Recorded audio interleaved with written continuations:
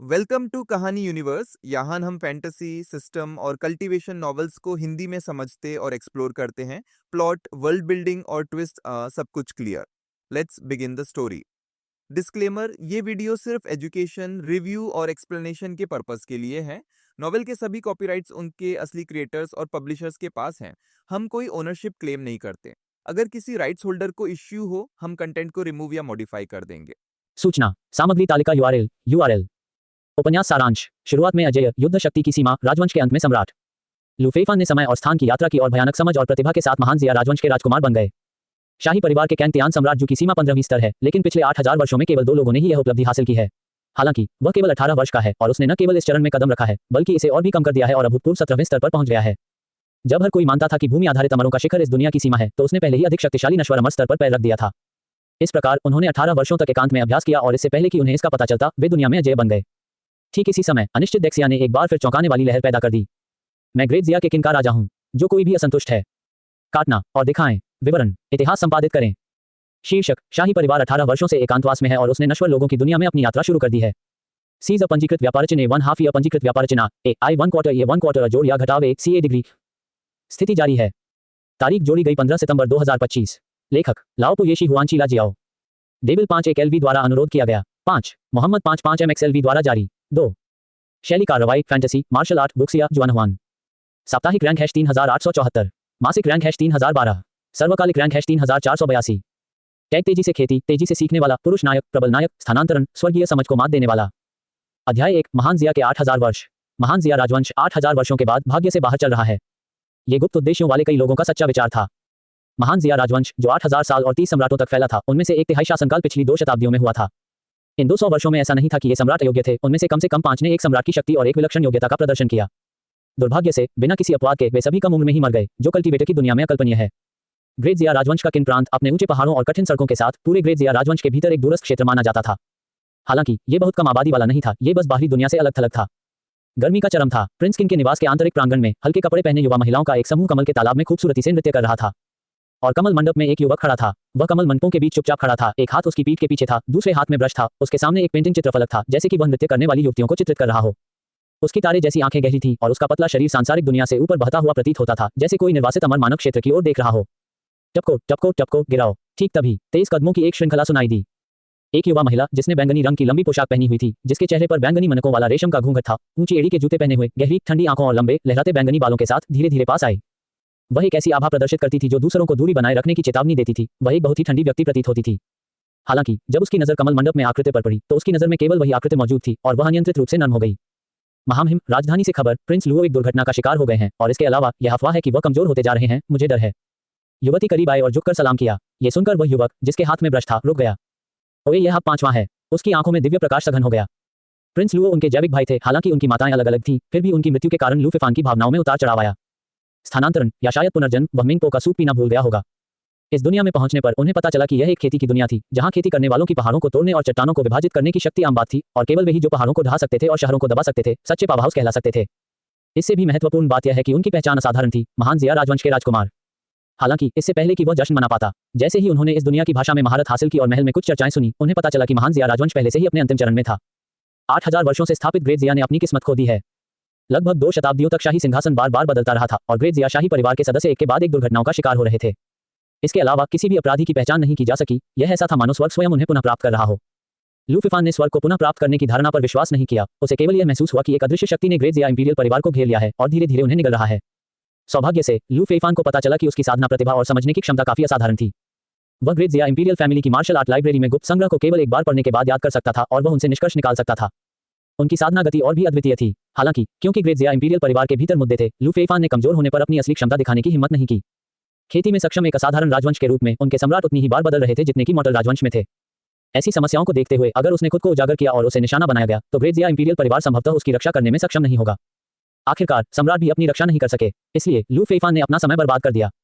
5 साल की उम्र में उन्होंने जागीर के लिए भी आवेदन किया और एक दूरदराज का इलाका चुना। अतीत में उसके लिए जागीर देना आसान नहीं होता। आखिरकार वह केवल 5 वर्ष का था। हालांकि जैसे जैसे राजवंश की किस्मत में गिरावट आई और ग्रेट जिया इंपीरियल परिवार के सदस्यों की एक एक करके समय से पहले मृत्यु हो गई, प्रतिभा खत्म हो गई और राजवंश पर नियंत्रण भी दिन ब दिन खराब होता गया। इसके अतिरिक्त वर्तमान सम्राट, जो इस जीवन में लू फेफान के पिता थे, कुछ हद तक इस्तीफा दे चुके थे और पारंपरिक नियमों का पालन नहीं करते थे, नियमों की बहुत कम परवाह करते थे। इस प्रकार उन्होंने लू फेफान को 5 साल की उम्र में जाने की अनुमति दे दी। और अब लू फेफान 18 साल का था। उन्हें शाही महल छोड़े हुए पूरे 13 साल हो गए थे। उसकी दृष्टि गहरी और गहरी शाही राजधानी की दिशा की ओर थी। इस समय लू फेफान और भी अधिक अलग थलग दिखाई दिया। जियान ने देखा, उसकी आंखें कुछ चकित थीं। ओए महाराज, क्या हमें और तैयारी करनी चाहिए? प्रिंस लुओ आपकी तरह निडर थे, किसी भी चीज के लिए प्रतिस्पर्धा नहीं करते थे और उन्होंने सुदूर इलाके में जल्दी ही एक जागीर भी ले ली थी। फिर भी ऐसी परिस्थितियों में वह एक पल के बाद जियान बोलने से खुद को रोक नहीं सका। वह लू फेफान की सबसे करीबी व्यक्ति थी। इन वर्षों में कल्टीवेशन के अलावा उसने बड़े पैमाने पर पढ़ा भी था और सलाह देने में भी सक्षम थी। वह ग्रेट जिया इंपीरियल परिवार की वर्तमान स्थिति को भी जानती थी। मूल रूप से उसने सोचा कि उसके मालिक का इस सुदूर स्थान पर आना बहुत अच्छा था, लेकिन अब ऐसा लग रहा था कि कुछ चीजें अपरिहार्य थीं। प्रिंस लुओ, जो समान रूप से कम महत्वपूर्ण थे और एक दूर दराज के इलाके में थे, फिर भी बच नहीं सके। ऐसे में उसे परेशान होना पड़ा। सबसे महत्वपूर्ण बात यह है कि सूचना के विभिन्न स्रोतों से ऐसा लग रहा था कि वर्तमान सम्राट, जो केवल 20 वर्षों से सिंहासन पर था, का निधन होने की संभावना थी। हालांकि ये बेतुका था। ग्रेट जिया के 2 सबसे लंबे समय तक शासन करने वाले सम्राटों की तुलना में संस्थापक सम्राट जिन्होंने 800 वर्षों तक शासन किया और मार्शल गॉड जिन्होंने 1000 वर्षों तक शासन किया, ये केवल एक मजाक था। यहां तक कि मार्शल आर्ट की थोड़ी सी समझ रखने वाले सामान्य लोग भी इतने अल्पकालिक नहीं होंगे। सभी ने कहा कि ग्रेट जिया इंपीरियल फैमिली की किस्मत खत्म हो गई और इस दृष्टिकोण से यह कहना होगा कि यह एक सच्चाई थी। यदि वह वास्तव में किसी दुर्घटना का शिकार हो जाता है, महाराज आपको और तैयारी करनी होगी। उत्तराधिकार का संघर्ष शुरू होने वाला है। जियांग की आंखों में चिंता झलक उठी। अन्य राजकुमारों के विपरीत महामहिम ने गुट नहीं बनाए, जियांग स्कूलों के साथ सक्रिय रूप से संलग्न नहीं हुए और उनके कुछ अनुचर थे। इन वर्षों में यदि उसका प्रबंधन न होता तो कोई यह भी कह सकता था कि लगभग कोई भी नहीं था। उस स्थिति में यह उत्तराधिकार संघर्ष शुरू होने से पहले ही समाप्त हो सकता है। वास्तव में राजवंश की वर्तमान स्थिति और उसके सम्राटों के अल्पजीवन काल को देखते हुए तार्किक रूप से कहा जाए तो आमतौर पर सिंहासन को गरमालू होना चाहिए। हालांकि पिछली 3 पीढ़ियों में एक स्थिति उत्पन्न हुई थी, अर्थात एक सम्राट के निधन के बाद सिंहासन पाने वाले को छोड़कर उसके सभी बच्चे क्रमिक रूप से दुर्घटनाओं का शिकार हो जाते थे। ये केवल अब था कि ग्रेट जिया इंपीरियल परिवार उतना गंभीर रूप से प्रभावित नहीं हुआ था। सम्राट बनने के बाद ग्रेट जिया इंपीरियल परिवार की गुप्त मार्शल आर्ट को नियंत्रित करने की क्षमता के साथ, अन्यथा ग्रेट जिया इंपीरियल परिवार का अस्तित्व बहुत पहले ही समाप्त हो गया होता। लेकिन फिर भी यह अभी भी अनिश्चित था। हालांकि भविष्य क्या होगा यह ज्ञात था। कम से कम अभी के लिए सम्राट के बच्चों के लिए सिंहासन सुरक्षित रखना और जीवित रहना सबसे महत्वपूर्ण बात थी। वास्तव में कुछ राजकुमारों ने तथाकथित भाग्य या नियति के आगे घुटने नहीं टेके। वे महत्वाकांक्षी थे। उनका मानना था कि उनके पास ग्रेट जिया को हल करने और बचाने की क्षमता और आशा है और फिर इतिहास में एक महत्वपूर्ण छाप छोड़ें। ओए, क्या वह इसे बनाने नहीं जा रहा है? लू फेफान को स्वाभाविक रूप से पता था कि जियान किसकी बात कर रहा था। उसकी आंखों में एक जटिल भावना चमक उठी। इस इस्तीफा देने वाले सम्राट के बारे में बाहरी दुनिया का मूल्यांकन बहुत खराब था, लेकिन एक पिता और एक सम्राट के रूप में वह वास्तव में सक्षम था। ओए, परेशान क्यों? मेरे छठे भाई और मुझ पर किसी भी तरह का कोई प्रभाव नहीं है। आह भरने के बाद लू फेफान की आंखों में अचानक एक ठंडी रोशनी फूट पड़ी जब उसने तालाब में नर्तकियों को सुंदर ढंग से प्रदर्शन करते हुए देखा। इस समय उनमें से कई अचानक नृत्य मंडली से अलग हो गए और तेजी से उसकी ओर बढ़े। अध्याय 2, मूर्ख सम्राट। वाह, लू फेफान ने उधर देखा। एक पल में सब कुछ स्थिर हो गया। दरार, तभी एक चटकने की आवाज गूंजी। नाचती हुई कई लड़कियां शीशे की तरह टूट गईं। एक झटके में सारी आवाजें बंद हो गईं। उनमें से केवल सबसे मजबूत, टूटे हुए अंगों और अंतहीन आतंक से भरी आंखों के साथ लू फेफान ने अपने हाथ के झटके से पकड़ लिया और अपनी हथेली में पकड़ लिया। अचानक हुए बदलाव का मतलब था कि सब कुछ खत्म होने से पहले ही उपस्थित लोगों ने अभी तक कोई प्रतिक्रिया नहीं दी थी। जियान की आंखें एक अजीब सी रोशनी से चमक उठीं। महामहिम उसके लिए उत्तरोत्तर अथाह होती गई। बहुत मजबूत, नाचने वाली वे लड़कियां जन्मजात लग रही थीं और उनमें से एक ग्रैंड मास्टर भी थी, लेकिन महामहिम ने उन्हें बस एक नजर से ही निपटा दिया। नाचने वाली सभी जन्मजात लड़कियां धूल में मिल गईं और एकमात्र जीवित ग्रैंड मास्टर नाचने वाली लड़की अपंग हो गई। ऐसा लगता था कि यदि किसी जीवित व्यक्ति की आवश्यकता नहीं होती तो वह भी अब तक चली गई होती। ये बिल्कुल डरावना था। महान ग्रैंड मास्टर, असंभव, एक महान ग्रैंड मास्टर इतना मजबूत नहीं होगा। क्या ऐसा हो सकता है कि आप एकमात्र जीवित ग्रैंड मास्टर? डांसिंग लड़की की आंखें अंतहीन भय से भर गईं। उसने एक भयावह संभावना के बारे में सोचा। आप कहां से हैं? लू फेफान की अभिव्यक्ति उदासीन थी। उसने उसके प्रश्न का उत्तर नहीं दिया। मैं व्हाइट लोट संप्रदाय से हूं, एक बुजुर्ग द्वारा भेजा गया। लू फेफान द्वारा देखे जाने के बाद नाचने वाली लड़की की आंखें खाली हो गईं और उसने सच बोल दिया। वह कुछ नहीं जानती थी, केवल आदेशों का पालन करना जानती थी। लू फेफान को इस पर कोई संदेह नहीं था। आखिरकार यह कोई सामान्य पूछताछ नहीं थी, बल्कि लू फेफान द्वारा महारत हासिल एक गुप्त तकनीक थी। नाचने वाली लड़की की ताकत के कारण उसके पास विरोध करने का कोई मौका नहीं था। बेकार, ये देखकर लू फेफान ने लापरवाही से उसे दूर फेंक दिया। खड़खड़ाहट की आवाज के साथ वह भी अन्य नाचने वाली लड़कियों की तरह धूल में मिल गई। लू फेफान इस नतीजे से निराश नहीं थे। ये कुछ हद तक अपेक्षित था। आखिरकार ये हत्यारे थे। उनके वरिष्ठ ऐसे लोगों को नहीं भेजेंगे जो बहुत अधिक जानते हों। वह केवल ये जानना चाहता था कि वे किस शक्ति से आए हैं। वह शाही परिवार में मौजूदा समस्याओं के मूल कारण का पता लगाने की कोशिश नहीं कर रहा था। आखिरकार शाही परिवार की समस्याएं हमेशा अनुत्तरित ही रही थीं। सभी प्रकार के मुद्दे भाग्य प्रतीत होते थे और नाचने वाली लड़कियां निस्संदेह हत्यारी थीं। ऐसा सीधा हमला निश्चित रूप से उनके शाही परिवार की समस्याओं के लिए खतरे का कारण नहीं था। दूसरे शब्दों में यह विशेष रूप से उन्हीं पर लक्षित था।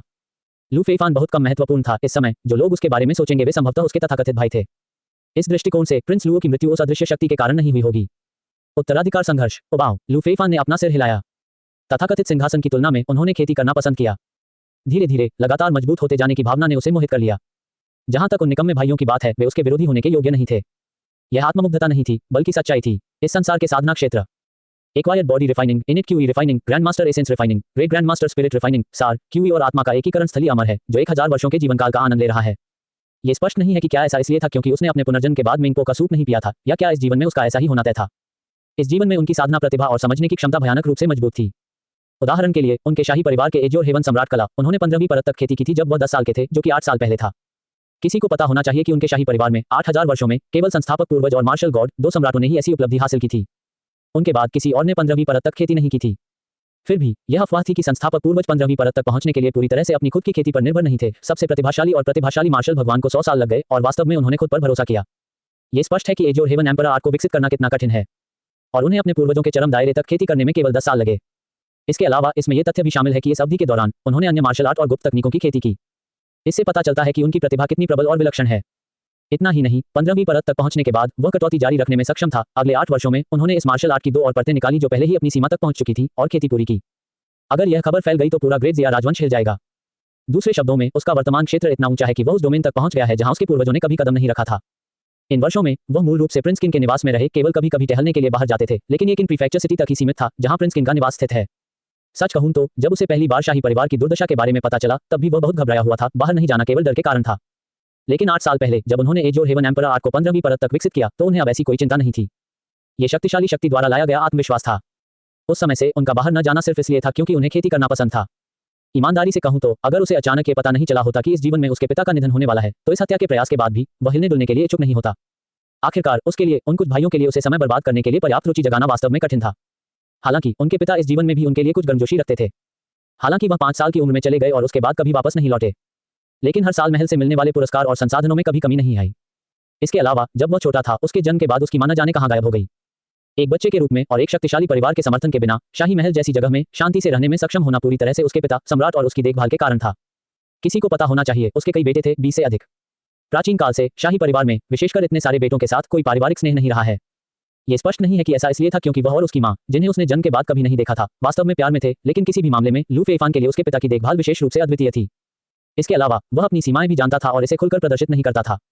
वह जानता होगा कि यदि वह बहुत अधिक खड़ा हुआ तो उसके बेटे को जिस तरह का निशाना बनाना पड़ेगा वह अकल्पनीय होगा। ये केवल इसलिए था क्योंकि लू फेइफान के पास एक वयस्क की आत्मा थी कि वह इससे कुछ अलग चीजों को समझ सकता था। यह अफसोस की बात है कि मेरा ये पिता वास्तव में थोड़ा अयोग्य है, चाहे आम लोगों के बीच हो या शाही दरबार में। वर्तमान सम्राट का मूल्यांकन बहुत खराब था। ऐसी अफवाहें भी थी कि महान जिया राजवंश इस पीढ़ी में नष्ट हो जाएगा। बेशक ईमानदार होने के लिए लू फेइफान को लगा कि भले ही उसके पिता थोड़े अधिक चतुर हों, लेकिन महान जिया राजवंश की स्थिति बेहतर नहीं होगी। जिसके बारे में बात करते हुए उनके दादा और परदादा दोनों ने कड़ी मेहनत की और उनकी प्रतिभा बहुत अच्छी थी। हालांकि उनका शासनकाल उनके पिता से भी छोटा था। ग्रेट जिया के सम्राट तेजी से अल्पकालिक होते जा रहे हैं। मूल रूप से उनके पिता की पीढ़ी में कुछ लोगों ने तो यहां तक कहा था कि वह 10 साल से अधिक जीवित नहीं रहेंगे। अब 20 वर्षों के बाद वह केवल परेशानी के लक्षण दिखाता है, जो पहले से ही एक अतिरंजित प्रदर्शन है। महाराज, सम्राट का आदेश। जैसे लू फेइफान गहरी सोच में था, एक तलवारधारी गार्ड दौड़ा, नदी तालाब के बाहर पहुंचा, एक घुटने पर झुका और सूचना दी। अध्याय 3, सिर काटना। एक शाही फरमान आया। 2 बातें। सबसे पहले लू फेइफान को महल लौटना था। दूसरा मामला विवाह उपहार का था। जनरल हान किंगू की बेटी हान जी। हान परिवार एक सैन्य परिवार था जो राजवंश के रूप में लंबे समय तक कायम रहा। इस दुनिया में जहां मार्शल कौशल चार्ट से बाहर था, हान परिवार की राजवंश तक टिके रहने की क्षमता स्वाभाविक रूप से वफादारी या भरोसेमंदता के कारण नहीं थी। उन्हें अपनी ताकत पर भरोसा था। ग्रेट जिया लू परिवार शाही परिवार था, लेकिन उन अवधियों के अलावा जब महान पूर्वज और मार्शल भगवान सिंहासन पर थे, वे कभी भी एक व्यक्ति के हर चीज पर हावी होने के स्तर तक नहीं पहुंचे। इन शीर्ष स्तरीय परिवारों के लिए सम्राट भी अंतिम निर्णय नहीं ले सकते थे। विशेष रूप से अब शाही परिवार के पतन के साथ उनका प्रभाव और भी कम हो गया था। इसलिए इस विवाह उपहार का असाधारण महत्व है। लू फेइफान को पता था कि उसके सम्राट पिता को उससे विशेष लगाव था। इस प्रकार इस मामले से उन्होंने एक असामान्य निहितार्थ का पता लगाया।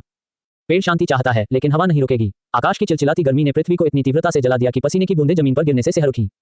और इस तपते मौसम में भारी बख्तरबंद घुड़सवार सेना की एक टीम क्रिम्सन ब्लड ड्रैगन घोड़ों पर सवार होकर लयबद्ध गड़गड़ाहट के साथ धीरे धीरे आगे बढ़ी। उनके पूरे शरीर उनके नीचे क्रिम्सन ब्लड ड्रैगन हॉर्स सहित काले कवच में बंद थे। उनके पास लंबे भाले थे, उनकी कमर पर बड़ी कृपाण थी और उनकी पीठ पर भारी क्रॉसबो थे।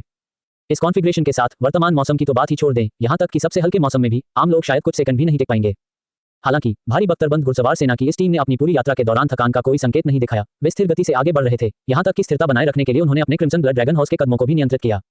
इससे ही उनके असाधारण स्वभाव का पता चलता है। उनके द्वारा संरक्षित इस भारी बख्तरबंद घुड़सवार सेना के केंद्र में 8 सफेद घोड़ों द्वारा खींची गई एक शानदार गाड़ी थी। शायद यही कारण भी हो सकता है कि घुड़सवार सेना की गति में तेजी नहीं आई हो। ऐसा लगता था कि वे अपने स्वयं के उपकरणों से बाधित नहीं थे, बल्कि तेजी से नहीं जा सकते थे क्योंकि वे गाड़ी में महान व्यक्ति को बचा रहे थे। ओए महामहिम, हम किन प्रांत छोड़ने वाले हैं? गाड़ी के अंदर जियान बोला। लू फेइफान की नजर अपनी किताब से हट गई और उसने दूर के पहाड़ों को गहराई से देखा जो धीरे धीरे दृश्य से ओझल हो रहे थे। महल से शाही आदेश के साथ भारी बख्तरबंद घुड़सवार सेना की यह टीम थी। वे किन के राजकुमार लू फेइफान को वापस ले जाने के लिए जिम्मेदार थे। ये राजवंश की सबसे विशिष्ट ब्लैक आइस हैवी कैवेलरी थी जो केवल सम्राट की आज्ञा का पालन करती थी और सीधे सम्राट द्वारा नियंत्रित 3 सेनाओं में से एक थी। वास्तव में लू फेफान के किन प्रांत में आने के बाद उसे हमेशा गुप्त मार्शल गार्ड द्वारा गुप्त रूप से संरक्षित किया गया था। उसकी ताकत बढ़ने के बाद ही उसे इस बात का ध्यान आया। हालांकि अब ऐसा लग रहा था कि सीक्रेट मार्शल गार्ड्स के साथ कोई समस्या थी।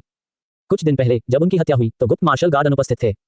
दुनिया में इतने संयोग नहीं थे। भले ही लू फेफान की सुरक्षा के लिए जिम्मेदार 2 लोग समस्या नहीं थे, फिर भी जो कोई उनसे संपर्क कर सकता था उसने उन्हें विचलित करने के लिए कुछ विशेष साधनों का उपयोग किया होगा।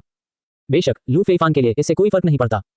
पूर्ण शक्ति ने उसे पूर्ण आत्मविश्वास दिया। शाही परिवार की नीला स्वर्ग सम्राट कला, चाहे वह भव्य पूर्वज हो या मार्शल भगवान, उन दोनों ने इसे चरम 15वें स्तर तक विकसित किया, जो दुनिया पर हावी होने के लिए पर्याप्त था। अपने शासनकाल के दौरान वे अपनी जातियों से रहित नहीं थे, लेकिन कभी कोई विरोध नहीं हुआ।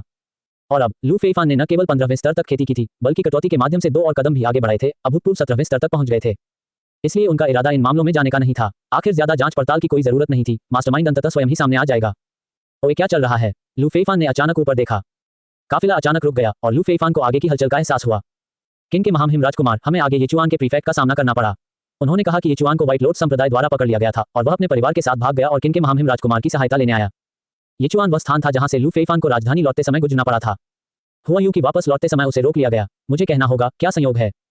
लू फेफान ने अपना सिर हिलाया और फूट फूट कर हंसा। ओए जाओ और देखो। जल्द ही लू फेफान ने येचुआन के दल के प्रीफेक्ट को देखा। उसे गिरफ्तार करो। बस एक नजर से लू फेफान ने उदासीनता से आदेश दिया। देखो उसने क्या देखा, एक पूरा परिवार और दुर्लभ खजानों से भरी 1 दर्जन से अधिक गाड़ियां। इससे भी महत्वपूर्ण बात यह है कि इस दल के साथ कुलीन घुड़सवार सेना भी थी। ये स्थिति किसी पराजित सेनापति जैसी नहीं थी, ये स्पष्ट रूप से एक उच्च अधिकारी का चलता फिरता घर था। लू फेफान के पास ये संदेह करने का कारण था कि येचुआन का प्रीफेक्ट खबर सुनकर भाग गया था और येचुआन शहर उसके द्वारा सौंप दिया गया था। ओए महाराज, आप क्या कर रहे हैं? भले ही मुझे हार का सामना करना पड़े, मुझे शाही राजधानी से फैसले का इंतजार करना चाहिए। तुम मुझे क्यों गिरफ्तार कर रहे हो? ओए आपको ऐसा करने का कोई अधिकार नहीं है। जल्द ही एक पॉट बेले अधेड़ उम्र का आदमी सामने आया। इस दौरान उनकी घुड़सवार सेना ने विरोध करने की कोशिश की, लेकिन ब्लैक आइस हैवी कैवेलरी का सामना करते हुए उन्हें तुरंत खदेड़ दिया गया। बिना लड़े भागना एक गंभीर अपराध है, उसे फांसी दो। लू फेफान ने सीधे और उदासीनता से कहा। मूलतः उनका इरादा कुछ प्रश्न पूछने का था, लेकिन इस व्यक्ति ने तुरंत दावा किया कि उसे ऐसा करने का कोई अधिकार नहीं है। लू फेफान ने तुरंत उससे बात करने में रुचि खो दी। उसने बस अपना हाथ हिलाया। ओए क्या? झाओ बुजी, जो संघर्ष करने की कोशिश कर रहे थे, ने अपनी आंखें चौड़ी कर लीं। उसने यह उम्मीद नहीं की थी कि किन का यह स्पष्ट राजकुमार, जिसकी कोई प्रतिष्ठा नहीं थी, इतना निर्णायक, इतना क्रूर होगा और नियमों और परंपराओं की पूरी तरह से अवहेलना करेगा। उसे तुरंत मारने की कोशिश करना, इसे कौन बर्दाश्त कर सकता है? ओए किन के महामहिम राजकुमार, आप ऐसा नहीं कर सकते। आप ऐसा नहीं कर सकते। मैं एक शाही अधिकारी हूँ। यहाँ तक कि अगर वास्तव में कोई मुद्दा है तो उसे न्यायिक समीक्षा के ग्रैंड कोर्ट से गुजरना होगा और निर्णय लेने से पहले महामहिम की शाही मंजूरी प्राप्त करनी होगी। आप जो कर रहे हैं वह अधिकार का अतिक्रमण है। झाओ बुजी का सिर चकरा गया और उसका चेहरा पीला पड़ गया। उसे नहीं पता था कि किन का राजकुमार इतना क्रूर था। ओए आप किस लिए खड़े हैं? उसे नीचे ले जाओ और उसे मार डालो। क्या मुझे ये स्वयं करना होगा? लू फेफान ने उसकी परवाह भी नहीं की, केवल झाओ बुजी को पकड़े हुए ब्लैक आइस हैवी कैवेलरी को उदासीनता से देखा। ये पुष्टि करने के बाद कि लू फेफान मजाक नहीं कर रहा था, तो ब्लैक आइस हैवी कैवेलरी ने तुरंत उस आदमी को खींच लिया। जब वे पहुंचे तो महामहिम सम्राट का आदेश था कि वे किन के राजकुमार का अनुसरण करें, उनकी सभी आज्ञाओं का पालन करें और उनके साथ ऐसा व्यवहार करें जैसे कि महामहिम स्वयं उपस्थित थे। सीधे तौर पर कार्य करने में उनकी प्रारंभिक झिझक इस आदेश के कारण थी, जिससे वे कुछ हद तक अनिश्चित हो गए थे। अब जब वे समझ गए तो कोई झिझक नहीं रही। क्या आप गंभीर हैं? झाओ बुजी खुद को गीला करने वाले थे। वह सचमुच डरा हुआ था। ये किन का राजकुमार है? वह स्पष्ट रूप से मजाक नहीं कर रहा था। ये बदमाश बिल्कुल लापरवाह और अराजक था। यहाँ तक कि प्रिंस ऑफ किन के रूप में भी वह इस तरह नहीं खेल सकते थे। ओए मैं झाओ परिवार से हूँ। यदि महामहिम मुझसे निपटना भी चाहें तो उन्हें इस पर सावधानी से विचार करना होगा। प्रिंस ऑफ किन, आप लापरवाही से काम नहीं कर सकते। झाओ बुजी घबरा गए, जल्दी से अपने परिवार को लेकर आए। वह नहीं जानता था कि किन का राजकुमार ऐसा था, यदि होता तो वह नहीं आता। मूल रूप से उसे अभिनय करना चाहिए था, लेकिन उसने आधे रास्ते में लू फेफान का सामना करने की उम्मीद नहीं की थी। उनकी मूल योजना किन प्रीफेक्चर क्षेत्र में प्रवेश करते समय एक अव्यवस्थित उपस्थिति दिखाने की थी। इसके अलावा भले ही अचानक आधे रास्ते में उसका सामना हो गया और उसकी स्थिति उजागर हो गई, झाओ बुजी ने केवल यही सोचा कि यह थोड़ा परेशानी भरा होगा। लेकिन उनका मानना था कि यह कोई बड़ी बात नहीं है। फिर भी उसने यह उम्मीद नहीं की थी कि किन का यह शापित राजकुमार उसे तुरंत मारने की कोशिश करेगा। अध्याय 4, सदमा। मैं दूसरे राजकुमार किन प्रांत के राजा के लिए काम करता हूँ, आप मुझे नहीं मार सकते। ये देखते हुए कि अपने परिवार का पालन पोषण करना भी बेकार था, झाओ बुजी ने इसके बजाय दूसरे राजकुमार को पाला, यानी लू फेफान का दूसरा बड़ा भाई। उसके राजकुमार होने का कारण यह था कि वह अपनी जागीर के पास नहीं गया था। लू फेफान के विपरीत, जो सक्रिय रूप से भाग गए थे, कुछ राजकुमारों ने आवेदन करना तो दूर, भले ही सम्राट ने उन्हें छोड़ने के लिए कहा हो, वे शाही राजधानी नहीं छोड़ेंगे। दूसरा राजकुमार उनमें से एक था। न जाने वाले इन राजकुमारों के मन की बात सभी ने समझी। उनमें से दूसरे राजकुमार की शाही दरबार में सर्वोच्च प्रतिष्ठा थी और वह शाही सिंहासन का प्रबल दावेदार था। यह कहना हास्यास्पद था, वर्तमान शासनकाल केवल 20 वर्ष का था। यदि यह शाही परिवार के पिछले सम्राटों के जीवनकाल के अनुसार होता तो भी इसे हाल ही में स्वर्गारोहण माना जाता। हालांकि अब उत्तराधिकारी का समय आ चुका था। यह लगभग नश्वर संसार जैसा था और यह कहना होगा कि यह एक बहुत ही विडंबनापूर्ण बात थी। इससे शाही परिवार की प्रतिष्ठा को भी नुकसान पहुंचा। देखिए, एक साधारण प्रीफेक्चुरल लॉर्ड बिना किसी लड़ाई के भाग गया। जब राजा लू फेफान ने उसे दंडित करना चाहा तो उसकी पहली प्रतिक्रिया अविश्वास थी। ऐसा लग रहा था मानो उसका सीधे बच निकलना मामूली बात हो। दरार, झाओ बुजी, जिसे बहुत दूर तक नहीं घसीटा गया था, को एक तेज ब्लेड से काट दिया गया। उसका सुअर जैसा सिर जमीन पर लुढ़क गया। अपनी मृत्यु तक उसे विश्वास ही नहीं हो रहा था कि सचमुच उसे इस तरह मारा गया है। उसने पहले सोचा था कि यह कोई बड़ी बात नहीं है। जब तक वह शाही राजधानी में लौटता है और कुछ नियम खींचता है, उसे केवल कुछ सजा मिलेगी, एक पदोन्नति मिलेगी और फिर तूफान गुजरने के बाद सब कुछ ठीक हो जाएगा। लेकिन उसने कभी नहीं सोचा था कि भागने के तुरंत बाद उसे मौत के घाट उतार दिया जाएगा। पिता, किन प्रांत के राजा, आप नियमों का पालन नहीं करते हैं। जब मैं लौटूंगा तो मैं निश्चित रूप से अपने सबसे बड़े चाचा से आप पर कठोर अभियोग चलाऊंगा और मैं ये सुनिश्चित करूंगा कि दूसरा राजकुमार आपसे निपटे। झाओ बूजी का सीधे तौर पर सिर काट दिया गया और झाओ परिवार के अनुचर ने एक पल के लिए भी कोई प्रतिक्रिया नहीं दी। उन सभी को अपना सिर चकराता हुआ महसूस हुआ। उन्होंने कभी उम्मीद नहीं की थी कि चीजें इतनी अचानक घटित होंगी। बाहर भाग जाने के बाद उन्हें लगा कि मामला खत्म हो गया है, लेकिन अब उनके पितामह का उनके सामने ही सिर काट दिया गया। और झटके के बाद एक युवा लड़की गाड़ियों में से एक से बाहर निकली, झाओ बूजी के अलग हुए शरीर की ओर बढ़ी, साथ ही साथ लू फेफान को धमकी भी दी। पिताजी, उसके बगल में किशोरावस्था में एक लड़का बैठा था जिसकी आंखों में लू फेफान को देखते हुए डर था, लेकिन उससे भी अधिक गहरी नफरत थी। वह कौन है? क्या उसके दिमाग में कुछ गड़बड़ है? लू फेफान ने लड़की की ओर देखा, सोचा कि उसके दिमाग में कुछ गड़बड़ है। इस समय भी उसे धमकी देने का साहस करना बिल्कुल समझ से परे था। उसका नाम झाओ मेई है और दूसरे राजकुमार के साथ उसकी गहरी समझ है। लू फेफान ने कई वर्षों तक बाहरी दुनिया को नजरअंदाज किया था, लेकिन जियान ने नहीं, खासकर शाही राजधानी की खबरों पर नजर रखी थी। झाओ मेई की कुछ प्रतिष्ठा थी और जियान को उसके बारे में पता चला। यह महत्वपूर्ण नहीं है। झाओ बूजी बिना किसी लड़ाई के भाग गए, वह मरने के योग्य है। उसके द्वारा लाए गए सभी खजाने जब्त कर लिए जाएंगे। उसके परिवार के पुरुषों को सीधे मार डाला जाएगा और महिलाओं को ले जाया जाएगा और बाद में शाही वेश्यालय में भेज दिया जाएगा। जहां तक उस झाओ मेई की बात है, उसे रखने की कोई जरूरत नहीं है, उसे भी मार डालो। मुझे बुरे दिमाग वाले लोग पसंद नहीं हैं। जहां तक उनके साथ आने वाली सेना का सवाल है, उनसे कहो कि वे यिचुआन शहर की रक्षा के लिए मेरे पीछे आएं और मेधावी सेवा प्रदान करके अपने पापों का प्रायश्चित करें। लू फेफान ने सीधे आदेश दिया। ब्लैक आइस हैवी कैवेलरी के लिए वे परिणामों या किसी अन्य चीज पर विचार नहीं करेंगे, वे केवल अपने आदेशों का पालन करेंगे। इसलिए यह आदेश, जो सामान्य सेना के जनरलों को झिझकने पर मजबूर कर देता, ब्लैक आइस हैवी कैवेलरी द्वारा बिना किसी छूट के निष्पादित किया गया। एक पल में सिर घूम गए। युद्ध का कोई शोर नहीं था, केवल हताशा भरी चीखें और चीखें थीं। ब्लैक आइस हैवी कैवेलरी ने चुपचाप काम किया, बस छुरा घोंप दिया। एक झटके में झाओ मेई सहित झाओ परिवार के सभी पुरुषों को मार डाला गया, केवल परिवार की महिला सदस्यों को छोड़ दिया गया। झाओ परिवार की रक्षा करने वाले घुड़सवार भी किन प्रांत के राजा के क्रूर तरीकों से भयभीत थे। उन सभी ने सक्रिय रूप से मेधावी सेवा प्रदान करके अपने पापों का प्रायश्चित करने के विचार को स्वीकार किया और किन प्रांत के राजा के लिए मरने की इच्छा व्यक्त की। वे ईमानदार थे या नहीं, ये लू फेफान के लिए बिल्कुल भी महत्वपूर्ण नहीं था। वैसे भी जब तक उन्होंने अपना काम किया, इतना ही काफी था। यदि वे गुप्त रूप से अवज्ञा करते हुए अनुपालन का दिखावा करते थे तो यह सरल था, बस उन्हें सीधे निष्पादित करें। ये लोग जो झाओ परिवार के साथ भाग सकते थे और जो अच्छी तरह से सुसज्जित थे और खेती में कमजोर नहीं थे, झाओ परिवार के निजी सैनिक प्रतीत होते थे। उन्हें मारना कोई समस्या ही नहीं थी। उन्हें अभी रखने का मतलब सिर्फ उन्हें यिचुआन में अपनी शेष उपयोगिता का उपयोग करने देना था। लू फेफान ने अपनी यात्रा जारी रखने से पहले यिचुआन में व्हाइट लॉर्ड संप्रदाय की ताकत को समझने की भी जहमत नहीं उठाई। अतीत में ग्रैंड पूर्वज और मार्शल भगवान अकेले दुनिया पर शासन करने में सक्षम थे। इसका कारण यह था कि वे एज्योर हेवन सम्राट कला की 15वीं परत तक पहुंच गए थे, एक ऐसा स्तर जहां संख्याएं अब उनके खिलाफ नहीं लड़ सकती थी। ये कहा जा सकता है कि एज्योर हेवन सम्राट कला की 15वीं परत के बाद भले ही दुनिया के सभी विषयों को ये गलत लगा और उन्होंने इसका विरोध किया, वे चाहें तो अपनी शक्ति से सब कुछ दबा सकते थे। यह एज्योर हेवन एम्परर आर्ट का भयानक पहलू था। किसी को पता होना चाहिए कि उस युग में स्थलीय अमर क्षेत्र के शिखर पर वास्तव में आकृतियां थीं। हालांकि ये सभी मिलकर भी उनसे लड़ने के लिए पर्याप्त नहीं थे। विशेष रूप से मार्शल गॉड, जिन्होंने एक बार व्यक्तिगत रूप से उत्तरी घास के मैदानों को शांत करने के लिए एक अभियान का नेतृत्व किया था, जिससे इसके इतिहास में 3000 साल का अंतर आ गया था। वह एक सच्चा व्यक्तिगत अभियान था, उसने अकेले ही अंदर प्रवेश किया। 10 दिनों और 10 रातों के लिए उत्तरी घास के मैदानी जनजातियों की महान सेनाएं और उनके भीतर के शक्तिशाली व्यक्ति लगभग पूरी तरह से नष्ट हो गए थे। स्थलीय अमर क्षेत्र के शिखर पर होने के कारण यह कहा जा सकता है कि जिन लोगों ने नीला स्वर्ग सम्राट कला की खेती की, उनमें दूसरों से बुनियादी अंतर था। ग्रेट जिया के बाद के सम्राटों की तरह भले ही उन्होंने पूरी तरह से अपनी विरासत के माध्यम से एक प्राथमिक स्थलीय अमर क्षेत्र बनाए रखा, ये राजवंश के भीतर पीक पावभाव से लड़ने के लिए पर्याप्त था। और यदि वे ब्रेक थ्रू होते तो यह और भी भयानक होता। ये ग्रेट जिया इंपीरियल फैमिली का दुनिया का सबसे भयावह पहलू भी था। अपने पूर्वजों के ऐसे वैभव के साथ लू फेफान को स्वाभाविक रूप से एकमात्र व्हाइट लॉर्ड स्कल्ट डाकू की विशिष्ट ताकत को जानने की आवश्यकता नहीं थी, क्योंकि यह महत्वपूर्ण नहीं है। रिपोर्ट करें, लॉर्ड कल्ट लीडर, कुछ भयानक हुआ है। खुफिया जानकारी के अनुसार किन प्रीफेक्चर का राजा अपने लोगों को मारने के लिए ले जा रहा है। कुछ ही समय बाद लू फेफान ने अपने लोगों को यिचुआन की ओर बढ़ने के लिए प्रेरित किया। यिचुआन में व्हाइट लॉर्ड संप्रदाय को पहले ही खबर मिल गई थी। किन प्रांत के राजा, क्या वह नहीं जानते कि हमने यिचुआन पर कब्जा कर लिया है? वह अभी भी सक्रिय रूप से आने की हिम्मत करता है, पंथ नेता ने व्यंग्य किया। ऐसा लग रहा था कि उनके मातहतों को जिस बात का डर था, उनकी नजर में वह कुछ भी नहीं था। पंथ नेता, नीचे से मिली खबर के अनुसार किन प्रांत के इस राजा के साथ सीधे सम्राट के अधीन ब्लैक आइस हैवी कैवेलरी की एक इकाई है, साथ ही यिचुआन प्रांत के झाओ बूजी के 1000 निजी सैनिक भी हैं। झाओ बूजी के उन हजारों निजी सैनिकों से निपटना बहुत मुश्किल है। यदि वह खुद सक्रिय रूप से भाग नहीं गया होता तो हम अब तक यिचुआन को नहीं ले पाते। ब्लैक आइस हैवी कैवेलरी के साथ हमें सतर्क रहना चाहिए, पंथ नेता। उनके रणनीतिकार सलाह दिए बिना नहीं रह सके। चिंता मत करो, ब्लैक आइस हैवी कैवेलरी से स्वाभाविक रूप से कोई निपटेगा। पंथ नेता की आंखों में एक रहस्यमय गहरा अर्थ चमक उठा। उनके अधीनस्थ कुछ गहरी बातें नहीं जानते थे, लेकिन वह उन्हें बहुत अच्छी तरह से जानते थे। किन प्रांत के राजा? हाँ, उसने सिर हिलाया। हालांकि झाओ बूजी के आदमी किन प्रांत के राजा का अनुसरण क्यों कर रहे होंगे? इस बात ने उन्हें थोड़ा चौंका दिया। झाओ बूजी ने अपना दिमाग खो दिया होगा। हालांकि यह कोई बड़ी समस्या नहीं थी, कम से कम वह उस समय झाओ बूजी से भी निपटेगा। उसे भी वह कुत्ता जैसा आदमी बहुत नापसंद था। वाह, जैसे वह अपने मातहतों से कह रहा था कि घबराओ मत और युद्ध के लिए तैयार रहो। एक छोटा सा काला पक्षी उड़ गया। जैसे ही वह नीचे गिरा, व्हाइट लॉर्ड स्कल्ट लीडर लापरवाही से उसके पास पहुंचा और उसमें से एक नोट निकाला। झाओ बूजी मर चुका है, उसकी सारी पारिवारिक संपत्ति जब्त कर ली गई है। सभी पुरुषों का सिर काट दिया गया और परिवार की महिला सदस्यों को शाही वेश्यालय भेजा जाएगा। पत्र की सामग्री को देखते हुए व्हाइट लॉर्ड्स पंथ नेता के माथे पर प्रश्न चिन्हों की एक श्रृंखला चमक उठी। इस खबर ने उसे पूरी तरह से चौंका दिया, लगभग एक मजाक की तरह। अध्याय -5 गठन का परिनियोजन करें। हालांकि उन्होंने झाओ वूजी को नीची दृष्टि से देखा, उस लड़के की पृष्ठभूमि वास्तव में खराब नहीं थी। झाओ परिवार से कोई, इसके अलावा उनकी बेटी दूसरे राजकुमार की मालकिन है। यदि दूसरे राजकुमार की आधिकारिक पत्नी का निर्णय अभी तक नहीं हुआ होता तो वह एक उपपत्नी होती। ओए, और उसके पूरे परिवार का इस तरह सिर काट दिया गया। ओए, क्या कोई कानून ही नहीं है? ओए, वह किनका राजा? इस मिशन से पहले उसे ये भी नहीं पता था कि किनका कोई राजा था। मिशन प्राप्त करने के बाद उन्होंने संक्षेप में इसे समझा और महसूस किया कि वह बस एक बेकार व्यक्ति थे जिनसे निपटना आसान था। आखिरकार एक निर्वासित राजकुमार ने मूल रूप से अपने राजकुमार की जागीर में रहते हुए और कभी बाहर नहीं जाने पर 10 साल से अधिक समय बिताया था। उसने कोई शक्ति विकसित नहीं की थी, न ही उसने कोई सहयोगी बनाया था, और उसके मायके से कोई समाचार नहीं आया, न ही अदालत में उसका समर्थन करने वाली कोई शक्ति थी। ये राजकुमार महज एक महत्वहीन व्यक्ति था। भले ही वह ब्लैक आइस हैवी कैवेलरी के बारे में जानता था, फिर भी उसे इसकी ज्यादा परवाह नहीं थी।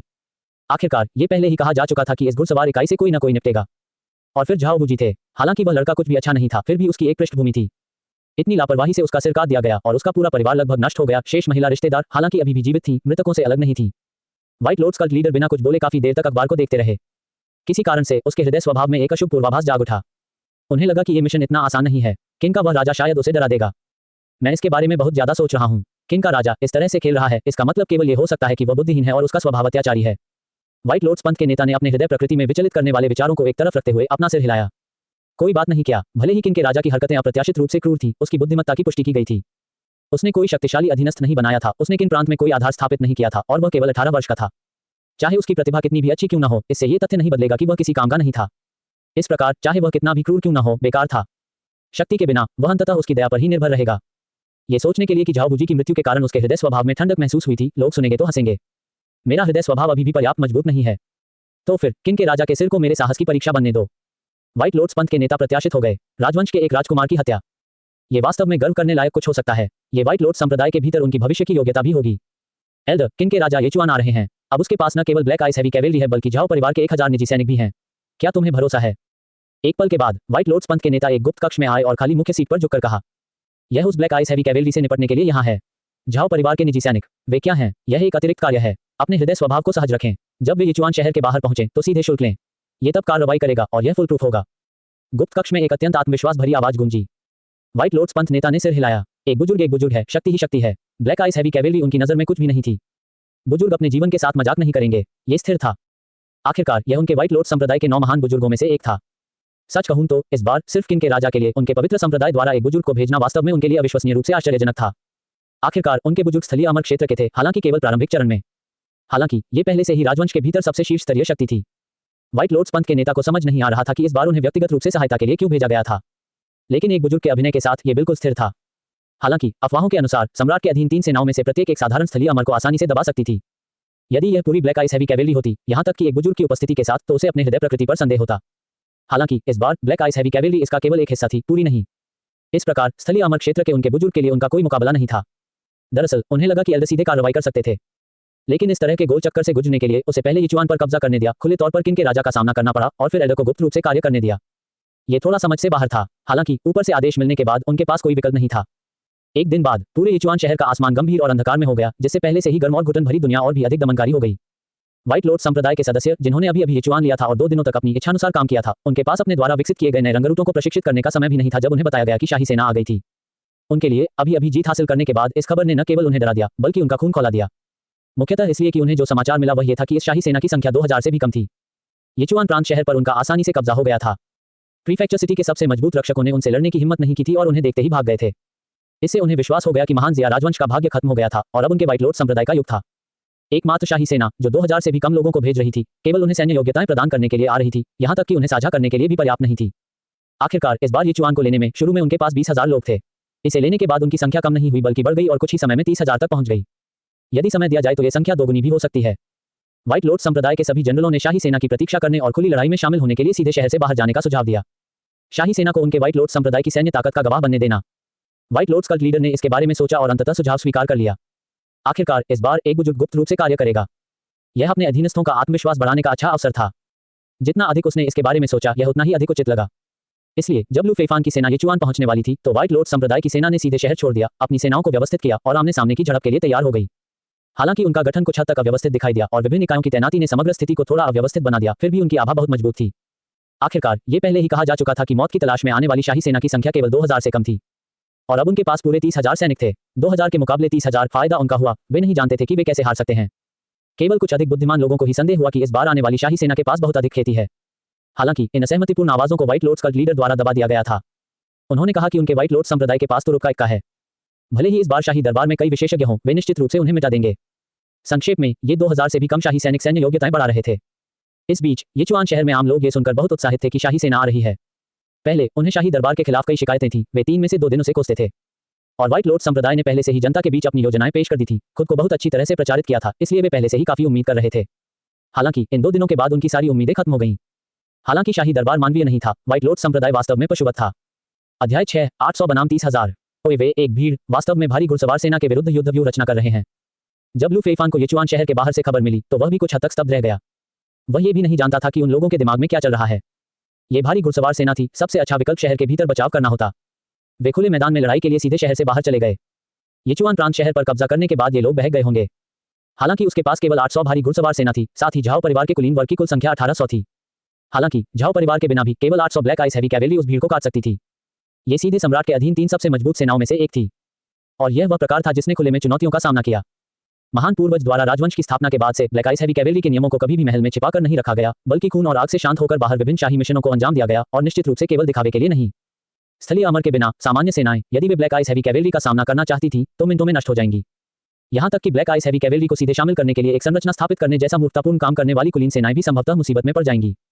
व्हाइट लॉर्ड संप्रदाय की भीड़ की तो बात ही छोड़ दीजिए, ये एक चुटकुला सुनने जैसा था। व्हाइट लॉर्ड सैक्स सेना के शोरगुल के बीच ब्लैक आइस हैवी कैवेलरी की उपस्थिति ने उनके उत्साही माहौल में तत्काल शांति ला दी। उनके साथ चल रहे हजारों झाओ परिवार के घुड़सवारों को नजरअंदाज करना, केवल 800 black ice heavy cavalry 3 lakh white Lord संप्रदाय के सैनिकों के सामने मामूली लग रही थी। लेकिन इस समय जैसे ही एक रक्तपिपासु जानलेवा आभा बढ़ी, 3 लाख व्हाइट लॉर्ड संप्रदाय के सैनिकों ने कड़ी मेहनत से जो गति बनाई थी उसे सीधे दबा दिया गया। इससे पहले कि वे आपस में भिड़ते, व्हाइट लॉर्ड संप्रदाय के कुछ सदस्य पहले से ही काम रहे थे। विशेषकर वे जो पिछले 2 दिनों में शामिल हुए थे, कुछ तो पीछे हटने भी लगे। उनका सैन्य गठन बहुत अव्यवस्थित था, इसलिए जब लोगों ने पीछे हटना शुरू किया तो ये तुरंत अराजकता में बदल गया। केवल इसलिए किसी पाउंड ए अनुशासन प्रवर्तन दस्ते ने तेजी से हस्तक्षेप किया, कई लोगों को दबाया और मार डाला, अन्यथा वे संपर्क बनाने से पहले ही ढह गए होते। इससे व्हाइट लॉर्ड्स पंथ नेता का चेहरा काला पड़ गया। ये कुछ ज्यादा ही शर्मनाक था। 2000 से कम के मुकाबले 300,000 अधिक सटीक रूप से 800 ब्लैक आइस हैवी कैवेलरी के खिलाफ, और वे आभा के मामले में हार गए। उन्होंने समस्या का भी पता लगाया, यह मुख्य रूप से नए शामिल हुए लोग थे जिन्होंने गठन में गड़बड़ी की थी। ऐसा लगता था कि बड़ी संख्या आवश्यक रूप से अच्छी चीज नहीं थी। उस अतिरिक्त 10,000 के कारण इस सेना की युद्ध प्रभावशीलता बढ़ने के बजाय कम हो गई। सौभाग्य से यह एक निश्चित जीत थी जिससे उन्हें समय रहते समस्या का पता लगाने में मदद मिली, और अब अनुभव के साथ वह भविष्य में सैनिकों का नेतृत्व करने में बेहतर होंगे। वह पहले मुख्य रूप से धर्मांतरण के लिए जिम्मेदार था और वह लंबे समय से सेना का नेतृत्व नहीं कर रहा था, इसलिए वह अभी भी थोड़ा अनभ्यस्त था। Swish, black ice heavy cavalry के लंबे भाले एक सुर में आगे की ओर इशारा कर रहे थे। एक दुखद जानलेवा आभा हवा में फैल गई, ईविल क्यू ईश्वर की ओर बढ़ गया, मानो कोई प्राचीन युद्ध क्षेत्र जहां लाखों लोग मारे गए थे इस स्थान पर प्रकट हुआ हो। एक पल में व्हाइट लॉर्ड संप्रदाय का गठन एक बार फिर अराजकता में डाल दिया गया, और लोगों के एक अन्य समूह को संपर्क करने से पहले ही अनुशासन प्रवर्तन दस्ते द्वारा काट दिया गया। इससे उनकी सारी आरंभिक इंद्रधनुष जैसी आभा नष्ट हो गई। वे युद्ध से पहले ही डरपोक थे। यहां तक कि पंक्ति में सबसे आगे खड़े व्हाइट लॉर्ड संप्रदाय के जनरलों को भी इस समय थोड़ा झटका महसूस हुआ। जो लोग सेनापति बन सकते थे वे सभी कृषक थे और उनकी खेती कमजोर नहीं थी। स्वाभाविक रूप से वे देख सकते थे कि ब्लैक आइस हैवी कैवेलरी में सबसे निचले ग्रैंड मास्टर थे और उनके बीच काफी कुछ ग्रेट ग्रैंड मास्टर भी थे। यदि उनमें टकराव होता तो वे सबसे पहले नष्ट हो जाते। इसलिए कुछ जनरल अपने सामने अपने अधीनस्थों की रक्षा करने से खुद को नहीं रोक सके। मूलतः वे आगे बढ़ना और दिखावा करना चाहते थे, लेकिन अब वे ऐसा कुछ नहीं चाहते थे। ऐसा लगता है कि पवित्र संप्रदाय के सफल होने के लिए रास्ता अभी भी बहुत लंबा है। व्हाइट लॉर्ड्स पंथ के नेता आहें भरने के अलावा कुछ नहीं कर सके। अतीत में जिस ग्रेट जिया शाही सेना से उसका सामना हुआ था वह हमेशा बेकार थी। उसने सोचा कि जब तक वह उनकी खेती पर नजर रखेगा सब ठीक रहेगा। अब जब उसका सामना इस ब्लैक आइस हैवी कैवेलरी से हुआ तो उसे अंतर का एहसास हुआ। समान खेती और उपकरणों के साथ भी यदि उनकी संख्या कई गुना अधिक होती तो संभवतः वे अभी भी नष्ट हो जाते। यह एक विशेषज्ञ द्वारा कदम उठाने और तुरंत ये जानने का मामला था कि यह वास्तविक है या नहीं। ग्रेट जिया का इस हद तक पतन हो चुका था, फिर भी उसकी कमान के तहत कुलीन सेनाएं अभी भी इतनी डरावनी थी। कोई आश्चर्य नहीं, पवित्र संप्रदाय की मौजूदा दुर्जय शक्ति के बावजूद उन्होंने अभी तक जिया को उखाड़ फेंकने के लिए खुद को पूरी तरह से प्रकट करने पर विचार नहीं किया था। महामहिम प्रिंस किन, क्या मैं आपके साथ 100 भारी घुड़सवार सेना छोड़ सकता हूं, और क्या आप पक्ष से युद्ध देखने में आपत्ति करेंगे? एक महान युद्ध छिड़ने वाला था। इस समय ब्लैक आइस हैवी कैवेलरी का जनरल लू फेफान की गाड़ी के सामने आया, झुका और निर्देश देने का अनुरोध किया। आखिरकार यह एक आरोप था और उनकी ब्लैक आइस हैवी कैवेलरी की अपनी लय थी। यदि वे प्रिंस लू फेफान को साथ लाते तो उनकी युद्ध शक्ति निश्चित रूप से प्रभावित होती। व्हाइट लॉर्ड संप्रदाय में अभी भी बहुत सारे लोग थे और उनके बीच विशेषज्ञ भी होंगे, इसलिए उन्हें भी सतर्क रहने की जरूरत थी। कोई बात नहीं, अपनी लय का पालन करें। मैं भी अनुभव करना चाहता हूं कि इस तरह की लड़ाई कैसी होती है। लू फेफान ने लापरवाही से अपना हाथ लहराया। ये सुनकर ब्लैक आइस हैवी कैवेलरी का जनरल भी, जो आदेशों को क्रियान्वित करने में दृढ़ था, दंग रह गया। क्या ये कुछ ऐसा था जिसे कोई यूं ही देख सकता था? क्या महामहिम राजकुमार किन पागल थे? यदि वह सावधान नहीं होता तो वह सचमुच मर सकता था। यदि उसके सामने हजारों की संख्या में साधारण भीड़ थी तो उसे वास्तव में पूर्ण आत्मविश्वास था। लेकिन उन्हें डर था कि व्हाइट लॉर्ड संप्रदाय के भीतर कई छिपे हुए विशेषज्ञ थे जो उनके लिए भी परेशानी का कारण बनेंगे। यदि उन्हें भी कमजोरी उजागर करके प्रिंस किंग की रक्षा करनी पड़ी और भारी घुड़सवार सेना का गठन टूट गया तो वे वास्तव में नष्ट हो सकते थे। ये कोई हंसने वाली बात नहीं थी। हालांकि लू फेफान की अभिव्यक्ति गंभीर थी, ऐसा नहीं कि वह मजाक कर रहा था। Black ice heavy cavalry general, जिसकी हड्डियों में बिना किसी सवाल के आदेशों का पालन करने का सिद्धांत था, ने अंततः कुछ नहीं कहा और उसका पालन किया। याद रखें, मेरी उपस्थिति को भूल जाएं और अपनी लय का पालन करें। चिंता मत करो, मैं जो घोड़े पालता हूं वे लाखों में से एक हैं और उनकी गति के साथ तालमेल बिठा सकते हैं। ये सुनकर ब्लैक आइस हैवी कैवेलरी अपनी सामूहिक आभा में कमी महसूस करने से खुद को नहीं रोक सकी। इस स्थिति का घोड़ों से कोई लेना देना नहीं था, ठीक है। हालांकि ब्लैक आइस हैवी कैवेलरी के रूप में उन्होंने कई बेतुके कार्य किए थे, इसलिए अपनी नासमझी के बावजूद उन्होंने बिना किसी छूट के आज्ञा पालन करना चुना। ओए मार डालो, ओए मार डालो। ये पहली बार था जब ब्लैक आइस हैवी कैवेलरी ने एकीकृत ध्वनि निकाली थी। बस एक चिल्लाहट के बाद आरोप प्रत्यारोप शुरू हो गया। निर्णायक और बिना किसी हिचकिचाहट के एक गड़गड़ाहट की आवाज उठी। पहले ब्लैक आइस हैवी कैवेलरी धीरे धीरे चलती थी, जिससे क्लिप क्लॉप ध्वनि निकलती थी जो पास से गुजरने वाली सामान्य घुड़सवार सेना से बहुत अलग नहीं थी। लेकिन फिर भी उनका दबाव पहले से ही बहुत अधिक था। और अब जब वे पूरी गति में थे, एक पल में उनके विपरीत व्हाइट लॉर्ड संप्रदाय के गठन की बात तो दूर, ये चुआन का पूरा शहर काले बादलों से ढका हुआ लग रहा था, जैसे कि यह किसी भी क्षण ढह सकता है और नष्ट हो सकता है। और यह केवल 800 ब्लैक आइस हैवी कैवेलरी के आगे बढ़ने के बाद का दृश्य था। बैककोट कोई आश्चर्य नहीं कि दुनिया में एक कहावत है, काली बख्तरबंद भारी घुड़सवार सेना 10,000 से भी कम का विरोध किया जा सकता है, 10,000 विरोध नहीं किया जा सकता। दुर्भाग्य से आज ये सीट यहाँ है। ओए काली बख्तरबंद भारी घुड़सवार सेना, हम्फ। अध्याय 7, मुक्का मारना। शहर की दीवार के ऊपर से काले बागे में एक व्यक्ति ने ब्लैक आइस हैवी कैवेलरी को आगे बढ़ते हुए देखा। पहले तो विस्मय से चिल्लाया, फिर उसकी आंखें तेज रोशनी से चमक उठी। ब्लैक आइस हैवी कैवेलरी ने सचमुच उसे आश्चर्यचकित कर दिया। स्थिति को देखते हुए यदि पूरी ब्लैक आइस हैवी कैवेलरी मौजूद होती तो भी उसे पीछे हटने की आवश्यकता होती। अफसोस, उनमें से केवल 800 थे। हालांकि ये वास्तव में थोड़ा परेशानी भरा है। जानना ही चाहिए, पवित्र माता के निर्देशों के अनुसार उसे गुप्त रूप से हस्तक्षेप करना था, ब्लैक आइस हैवी कैवेलरी की सुरक्षा को तोड़ना था और यह भ्रम पैदा करना था कि ब्लैक आइस हैवी कैवेलरी को पवित्र संप्रदाय की सेना ने हरा दिया था। वह नहीं जानता था कि पवित्र मां क्या सोच रही थी। किन के राजकुमार को मारने के लिए ऐसे व्यापक उपाय आवश्यक थे। यहां तक कि हत्या के लिए भी पहले तो उन्हें बहुत अधिक शक्ति का उपयोग करने की अनुमति नहीं थी। हालांकि यह थोड़ा घुमावदार था, यह उसके लिए मुश्किल नहीं था, इसलिए उसने इसका पालन किया। चलो, काले वस्त्र पहने व्यक्ति ने अपना हाथ लहराया, एक साधारण व्हाइट लॉर्ड संप्रदाय के सैनिक का कवच धारण किया और फिर एक क्लोन उतरा जो कुछ ही सांसों में चार्जिंग फॉर्मेशन के सामने पहुंच गया। वह एक साधारण सैनिक की तरह लग रहा था, एक ऐसी घटना जिस पर केवल एक ही व्यक्ति का ध्यान गया। एक स्थलीय अमर क्षेत्र प्रतिभागी। दिलचस्प, लू फेफान ने व्हाइट लॉर्ड सेट की विशिष्ट इकाई को देखा जो ब्लैक आइस हैवी कैवेलरी के दबाव में कठिनाई के बावजूद अभी भी चार्ज करने में सक्षम थी। बूम, जैसे ही दोनों पक्ष टकराने वाले थे, लू फेफान की आभा फैल गई, ब्लैक आइस हैवी कैवेलरी द्वारा बनाए गए काले बादलों के साथ विलीन हो गई, जिसने तुरंत इसे एक मूर्त ड्रैगन आकार में बदल दिया। व्हाइट लॉर्ड संप्रदाय के बुजुर्ग जो सबसे आगे थे ने पहले से ही 2 छोटे डंडों को बाहर निकाला था, जो भारी वार के साथ कवच को तोड़ने और अपने अधीनस्थों के लिए अवसर पैदा करने के लिए तैयार थे। उसके होठों पर एक क्रूर मुस्कान खेल गई। उनकी नजर में ये 800 ब्लैक आइस हैवी कैवेलरी पहले से ही मृत व्यक्ति थे, खासतौर पर तब जब उसकी नजर बीच में संरक्षित आलीशान गाड़ी पर पड़ी। सचमुच मौत को दावत दे रहा हूं। वह तथाकथित किनका राजकुमार होगा। वह वास्तव में स्वर्ग और पृथ्वी की विशालता को नहीं जानता है, उसका मन परेशान होगा।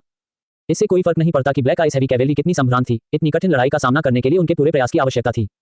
फिर भी दूसरी ओर इस स्वामी ने सीधे प्रभारी सैनिकों का अनुसरण करना चुना। यह एक बात होगी, लेकिन उन्होंने एक शानदार गाड़ी के अंदर रहना भी चुना। 8 घोड़ों द्वारा खींचा गया, ये 100 वर्ग मीटर में फैला हुआ था, व्यवहारिक रूप से एक मोबाइल मिनी महल।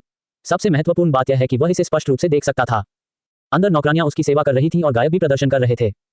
और वह प्रिंस ऑफ किन इस समय एक चित्रफलक पकड़े हुए था, पेंटिंग करने का नाटक कर रहा था। वह शायद इस युद्ध क्षेत्र के दृश्य को कैद करने की सोच रहा था। यह केवल अशांत मन रखने से परे था। उसने क्या सोचा कि यह क्या था? खेल का घर। क्या उसने सोचा था कि अपनी राजसी हैसियत के साथ अगर वह हार भी गया तो भी उसे कोई दिक्कत नहीं होगी?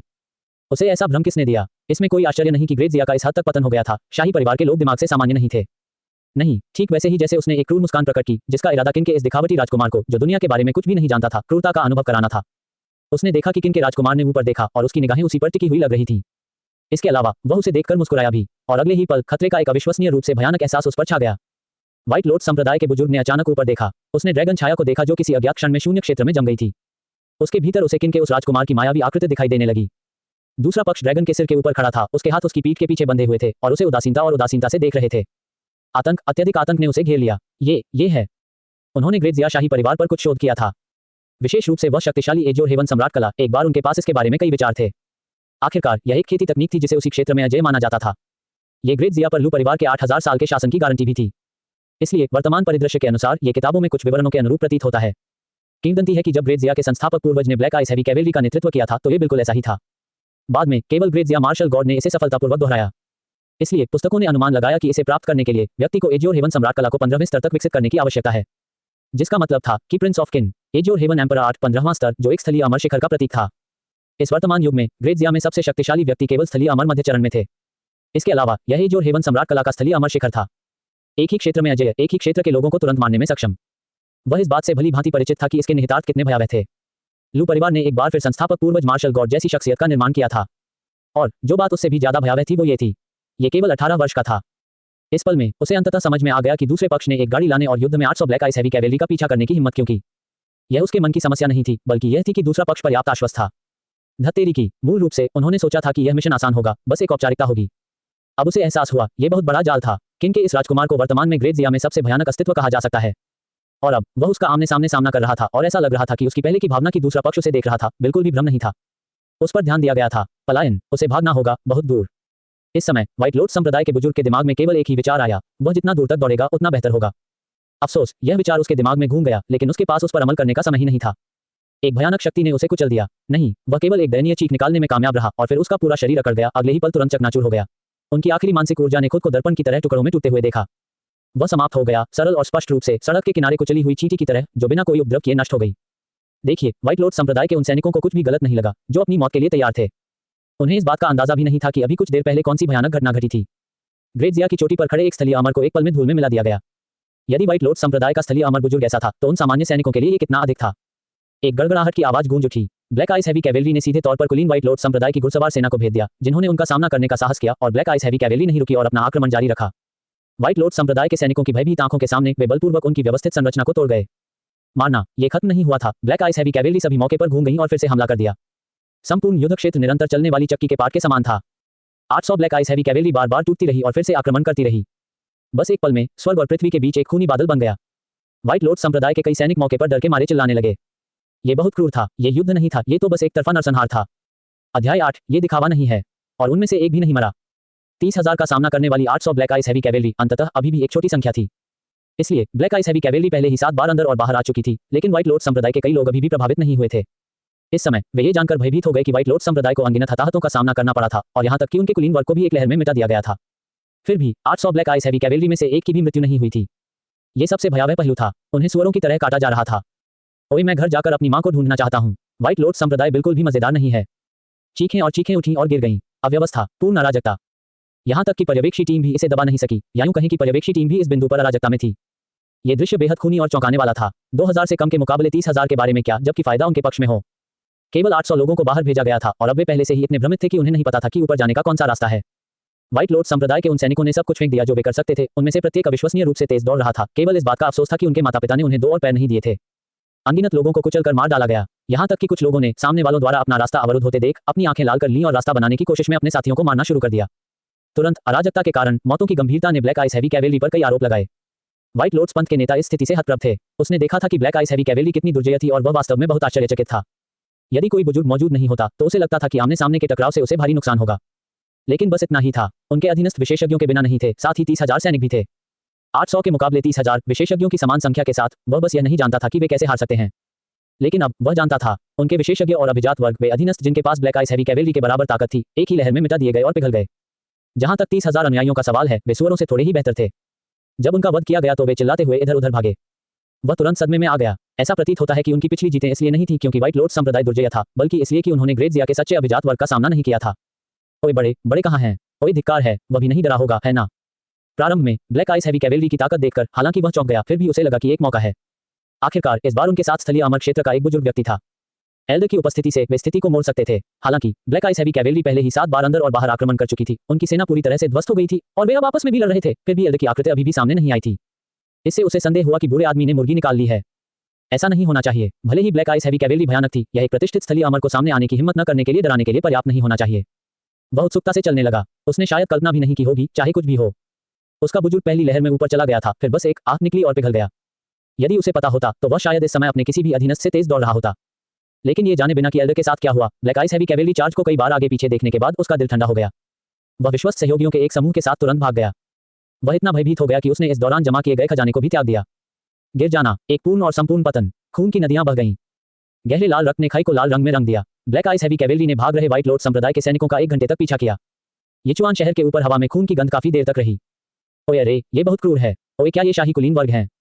झाओ बुजी के हजारों घुड़सवारों और महिलाओं के अलावा यिचुआन के प्रभावशाली परिवारों और कुलों के सदस्य भी थे जो शहर के किनारे पर ऊंचे मैदान से लड़ाई देख रहे थे। हालांकि व्हाइट लोर्ड संप्रदाय ने यिचुआन पर कब्जा कर लिया था, लेकिन उन्होंने इन परिवारों को खुश करने पर ध्यान केंद्रित किया। दरबार के कट्टर वफादारों के अलावा व्हाइट लोर्ड संप्रदाय ने बहुत दूर जाने की हिम्मत नहीं की। वे दुनिया को जीतना चाहते थे और स्वाभाविक रूप से जानते थे कि दुनिया के सभी कुलीन परिवारों और संप्रदायों को नाराज करना अच्छी बात नहीं थी। वास्तव में युद्ध देखने के लिए उनकी उपस्थिति की व्यवस्था व्हाइट लोर्ड्स कल्ट लीडर द्वारा की गई थी। यह उन्हें पवित्र संप्रदाय की ताकत दिखाने और उन्हें आज्ञाकारी रूप से सहयोग करने के लिए था। सबसे पहले 800 के मुकाबले 30,000 को देखकर उन्हें लगा कि व्हाइट लॉर्ड संप्रदाय एक मजाक है। कुछ लोगों को यह भी संदेह था कि यह कोई दिखावटी कृत्य था, लेकिन यह कुछ ज्यादा ही नकली लग रहा था। लेकिन उन्होंने कभी उम्मीद नहीं की थी। 30,000 के मुकाबले 800 और व्हाइट लॉर्ड संप्रदाय अभी भी पूरी तरह से कुचला हुआ था। पूर्ण पतन का प्रकार। उन्होंने स्पष्ट रूप से देखा कि अधिकांश विशेषज्ञ और कुलीन लोग मर चुके थे। बहुत से सामान्य सैनिक भाग निकले, लेकिन उन्हें अपनी अधिक संख्या पर भरोसा था, क्योंकि शाही सेनाएं कम थीं, अन्यथा उनका पूरी तरह से वध किया जा सकता था। इस समय व्हाइट लॉर्ड्स कल्ट लीडर का मूल इरादा हासिल हो गया। उन प्रभावशाली परिवारों और कुलों के लोग सचमुच सदमे में थे। हालांकि वे शाही दरबार से हैरान थे। पहले ये व्यापक रूप से अफवाह थी कि ग्रेटजिया पतन के कगार पर था और उन्होंने ग्रेटजिया की कमजोरी भी देखी थी। स्वाभाविक रूप से उनके दिलों में ग्रेटजिया के लिए कुछ अवमानना थी। लेकिन अब ऐसा लग रहा था कि उनकी स्थिति निम्न थी और जो कुछ उन्होंने पहले देखा था वह केवल सती था। ग्रेटजिया के पास अभी भी भयानक छिपी हुई ताकत थी। ये कहना जल्दबाजी होगी कि यह खत्म हो गया। हालांकि व्हाइट लॉर्ड संप्रदाय दुर्जय था। हालांकि 800 लोगों द्वारा 30,000 लोगों को कुचल दिया गया। इसके अलावा वे देख सकते थे कि व्हाइट लॉर्ड संप्रदाय के भी विशेषज्ञ थे। यह क्षेत्र के दमन और वध की स्थिति नहीं थी। पहली लहर में वे व्हाइट लॉर्ड संप्रदाय विशेषज्ञ ब्लैक आइस हैवी कैवेलरी से कमजोर नहीं थे, लेकिन वे सीधे पिघल गए थे। उन्होंने ब्लैक आइस हैवी कैवेलरी को कोई हताहत भी नहीं किया। भयानक, अतुलनीय रूप से भयानक, और वे महाम हिमकिन के राजकुमार की भी रक्षा कर रहे थे। ओए, वह सबसे भयानक हिस्सा है। उन्होंने अविश्वसनीय रूप से जटिल भावों के साथ उस गाड़ी को देखा, जिसे एक मोबाइल महल की तरह ब्लैक आइस हैवी कैवेलरी द्वारा संरक्षित किया गया था। व्हाइट लॉर्ड्स पंथ नेता की तरह। जब उन्होंने पहली बार ऐसा दृश्य देखा तो उन्हें भी लगा कि यह पूरी तरह मजाक है। जब व्हाइट लॉर्ड संप्रदाय के सदस्यों ने उन्हें बताया कि किन का राजकुमार अंदर था, तो उन्होंने भी सोचा कि यह बहुत दिखावा और मूर्खतापूर्ण था। हालांकि उन्होंने कभी उम्मीद नहीं की थी कि वे ही सती होंगे। पता चला कि यह दिखावा नहीं बल्कि आत्मविश्वास था। डिप्टी जनरल जुओ, आपने कहा था कि आप हमें राजधानी में झाओ बुजी परिवार के पास वापस ले जाएंगे। अब जबकि वे वापस नहीं आए हैं, जल्दी से हमें ले चलो। और झाओ बुजी की घुड़सवार सेना के भीतर इस समय झाओ बुजी के परिवार के सदस्यों सहित पूरी लड़ाई देखने वाला हर कोई हिल गया था। एक युवा महिला ने झाओ बुजी के गार्ड में एक जनरल की ओर देखा और बोली। ठीक पहले इस जनरल ने उसे ले जाने का वादा भी किया था। वह अभी भी झाओ बुजी के परिवार के प्रति वफादार था। डिप्टी जनरल जुओ ने युवती की बातें सुनी और उसकी आंखों में जानलेवा इरादा झलक गया। यह मूर्ख महिला वास्तव में स्थिति को समझ नहीं पाई। जब उन्होंने पहले ऐसा कहा था तो ये झाओ बुजी के परिवार के प्रति उनकी वफादारी के बारे में नहीं था, बल्कि उसने सोचा कि किन के राजकुमार के दिमाग में 800 लोगों के साथ 30,000 मजबूत सेना के गठन को लेकर एक समस्या थी। इसके अलावा विशेषज्ञों की संख्या के मामले में भी उन्हें कोई फायदा नहीं हुआ। ये तो बस मौत की मांग करना था। इससे भी बड़ी बात यह है कि किन का राजकुमार भी आरोप का पालन कर रहा था। उस आलीशान चलती फिरती महल की गाड़ी में बैठे। यह मौत की मांग के अलावा और क्या हो सकता है। यह इस कारण से भी था कि झाओ बुजी की महिलाओं द्वारा किए गए वादों का सामना करते हुए वह तुरंत सहमत हो गए। आखिरकार यदि किन का राजकुमार चला गया तो वह झाओ बुजी के परिवार के सदस्यों के साथ कुछ भी करने की हिम्मत नहीं करेगा। हालांकि झाओ बुजी का सिर काट दिया गया था, राजधानी का झाओ बुजी परिवार अभी भी वहीं था। अध्याय -9 अनियमित। लेकिन किसने सोचा होगा 3 लाख व्हाइट लॉर्ड संप्रदाय के सदस्यों को 800 ब्लैक आइस हैवी कैवेलरी द्वारा सीधे कुचल दिया गया। उनका बार बार नरसंहार किया गया, और यह ऐसा मामला था जहां कोई हताहत नहीं हुआ। यह एक सपने जैसा था। अब वह यह भी जानता था कि महामहिम किन का राजकुमार मानसिक रूप से अस्वस्थ नहीं था बल्कि आश्वस्त था। ऐसी परिस्थितियों में वह कोई अन्य कदम उठाने का साहस कैसे कर सकता था। झाओ परिवार की यह महिला इस समय उसे वापस राजधानी ले जाने के बारे में उससे बात कर रही थी। ये स्पष्ट रूप से उसके लिए मृत्युदंड था। यदि उसे किन के राजकुमार द्वारा दंडित किए जाने का डर नहीं होता और ये तथ्य नहीं होता कि झाओ परिवार की शक्ति मजबूत और बहुत डराने वाली थी, तो उसने पीछे से इस मूर्ख महिला को मार डाला होता। वर्तमान स्थिति को देखते हुए वे संभवतः किन के राजकुमार के किसी भी आदेश की अवहेलना नहीं कर सकते थे। आखिरकार वे जीत नहीं सके, जीत की कोई संभावना नहीं थी। यंग मिस, मुझे डर है कि इस मामले को केवल राजधानी पहुंचने के बाद ही हल किया जा सकता है। झाओ परिवार के बुजुर्गों को आगे आकर इस स्थिति में हम बच नहीं सकते। वामपंथी डिप्टी जनरल ने असहायता से अपना सिर हिलाया। हम्फ, लेफ्ट डिप्टी जनरल, आप झाओ परिवार का खाना खाते हैं और अब जब थोड़ी कठिनाई हुई है तो आप डर जाते हैं। जब हम राजधानी पहुंचेंगे तो मैं आपको इसके लिए पछतावा करूंगा। क्या आप वास्तव में सोचते हैं कि किन का राजकुमार कुछ खास है? अगर तुम सच में उसकी बात सुनोगे तो तुम्हारा काम खत्म हो जाएगा। क्या तुम्हें यह पता है? हमें अभी ले चलो और जब हम राजधानी पहुंचेंगे तो तुम्हारे लिए लाभ होगा, अन्यथा परिणाम आप स्वयं जानते हैं। धत्तेरी की। पहले उन्होंने सोचा था कि प्रिंस ऑफ किंग के मस्तिष्क में कोई समस्या है। अब उन्हें लगा कि ये महान कुलीन परिवार और प्रमुख कबीले ही थे जिनके मस्तिष्क में समस्याएं थीं। दूसरा पक्ष अब कैदी था, है ना? भले ही उसके परिवार की शक्ति मजबूत थी, कम से कम अभी के लिए वह उसकी हिरासत में थी और इस समय वह उसे धमकी दे रही थी। वह कैसा दिमाग था? क्या उसने सोचा कि उसकी तलवार तेज नहीं थी? क्या उसने सोचा था कि इस समय भी वह पूरी तरह से बाहर नहीं जा पाएगा? अब इतनी सारी निगाहों से देखने के कारण वह कार्रवाई नहीं कर सका, लेकिन रास्ते में उसे हमेशा एक अवसर मिल सकता था। सबसे बुरी स्थिति में वह उसे जहर दे देगा। इसी क्षण उसका हत्या करने का इरादा जाग उठा। वह झाओ परिवार के लोगों को बहुत अच्छी तरह समझते थे। चूंकि वचन पहले ही कहे जा चुके थे, यदि उसने उनका पालन नहीं किया तो जब वे राजधानी पहुंचे तो उसे नहीं पता था कि इस महिला का क्या होगा, लेकिन वह निश्चित रूप से मर जाएगा। जहां तक उसके भागने में मदद करने की बात है, उसने रक्तरंजित धरती की ओर देखा। उसने जल्दी से अपना सिर हिलाया। ये खुद को छुरा घोंपने से भी बदतर होगा। व्हाइट लॉर्ड संप्रदाय का पतन हो गया और येचुआन एक बार फिर ग्रेटजिया के हाथों में लौट आया। हालांकि इस बार झाओ परिवार के सैनिकों सहित केवल 1800 लोग ही आए थे। हालांकि उन शक्तिशाली महान कुलीन परिवारों और प्रमुख कुलों में से किसी ने भी लापरवाही बरतने की हिम्मत नहीं की। उनमें से प्रत्येक ने सेना को पुरस्कृत करने के लिए अपने घरों से बड़ी मात्रा में संसाधन निकाले। उसी समय अधिकारी उपस्थित हुए और लू फेइफान की तलाश की। वे व्हाइट लॉर्ड संप्रदाय के अपराधों और अपनी कठिनाइयों को याद करते हुए बहुत रोए। तुम अभी भी जीवित क्यों हो? लू फेइफान ने सीधे तौर पर उनकी बातों को नजरअंदाज कर दिया और सीधे मूल प्रश्न पर आ गए। महामहिम, हम एक रणनीतिक वापसी कर रहे थे। ये अधिकारी जो मूल रूप से अपनी उपस्थिति दर्ज कराने और फिर अपने मूल पदों पर लौटने के लिए आए थे, इस सवाल से पूरी तरह से स्तब्ध रह गए। वह कैसे पूछ सकता है कि वे अभी भी जीवित क्यों हैं? ये ग्रेट जिया का यीचुआन शहर था जो टूटा था, उनके घर नहीं। कुछ खजाना भेजना और व्हाइट लॉर्ड संप्रदाय के साथ संबंध बनाना ठीक रहता।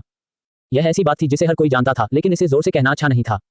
महामहिम, हम अच्छे से छुपे। व्हाइट लॉर्ड संप्रदाय ने जोरदार हमला किया और यीचुआन के रक्षकों का कोई मुकाबला नहीं था।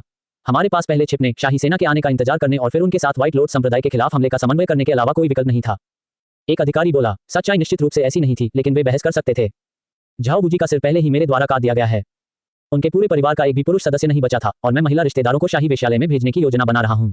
आपको क्या लगता है कि मुझे आपके साथ क्या करना चाहिए? लू फेफान की मुस्कान वसंत की हवा जैसी थी। किसानों की दुनिया में शाही परिवार और महान कुलीन परिवारों और दुनिया के प्रमुख कुलों ने एक साथ शासन किया। ये अधिकारी भी महान कुलीन परिवारों और प्रमुख कुलों से आते थे, इसलिए घुटने टेकने की कोई रस्म नहीं थी। इसलिए वे लू फेफान के चेहरे पर मुस्कान स्पष्ट रूप से देख सकते थे। लेकिन उस मुस्कुराहट के भीतर के अजीब अर्थ ने अधिकारियों के एक समूह को अपनी रीढ़ में ठंडक महसूस कराई। किन का ये राजकुमार काफी पागल लग रहा था। उसने झाओ बुजी को भी मार डाला। वह झाओ परिवार का सदस्य था। महान जिया के 8 महान कुलीन परिवारों और प्रमुख कुलों में से एक। भव्य पूर्वज और मार्शल भगवान के युग को छोड़कर ये महान कुलीन परिवार और प्रमुख कुल शाही परिवार को चेहरा भी नहीं देंगे यदि उनके स्वयं के हितों को छुआ गया हो। एक पल के लिए झाओ परिवार की ताकत को छोड़कर बस ग्रेट जिया के नियम स्थानीय अधिकारियों के मुद्दे को मनमाने ढंग से निपटाने में सक्षम नहीं है। जब तक ये कोई विशेष अवधि न हो। नहीं, ऐसा लग रहा था जैसे ये सचमुच अब एक विशेष अवधि थी। व्हाइट लॉर्ड संप्रदाय ने यीचुआन को तोड़ दिया था। महामहिम, शायद आपके पास विद्रोह को दबाने के लिए सेना भेजने के लिए अदालत से कोई शाही आदेश नहीं है। क्या आपके पास है? आपने हद पार कर दी है, यह नियमों के खिलाफ है। एक अधिकारी ने तुरंत दिमाग घुमाते हुए कहा, आप कौन हैं? लू फेफान ने उदासीनता से पूछा। यह विनम्र अधिकारी यीचुआन के कमांडर फैंग देवु हैं। प्रश्नकर्ता अधिकारी ने उत्तर दिया, उसका सिर काट दो। लू फेफान ने अपना हाथ लहराया। यीचुआन पहले ही जा चुका था और एक प्रांत के सैन्य कमांडर के रूप में शहर गिर गया था और वह अभी भी यीचुआन शहर के भीतर था। चाहे कारण कुछ भी हो, उसका सिर कलम करना निश्चित रूप से सही कदम था। क्या? फैंग देवु, जो तर्क करने की इच्छा से बाहर कूद गया था, स्तब्ध रह गया।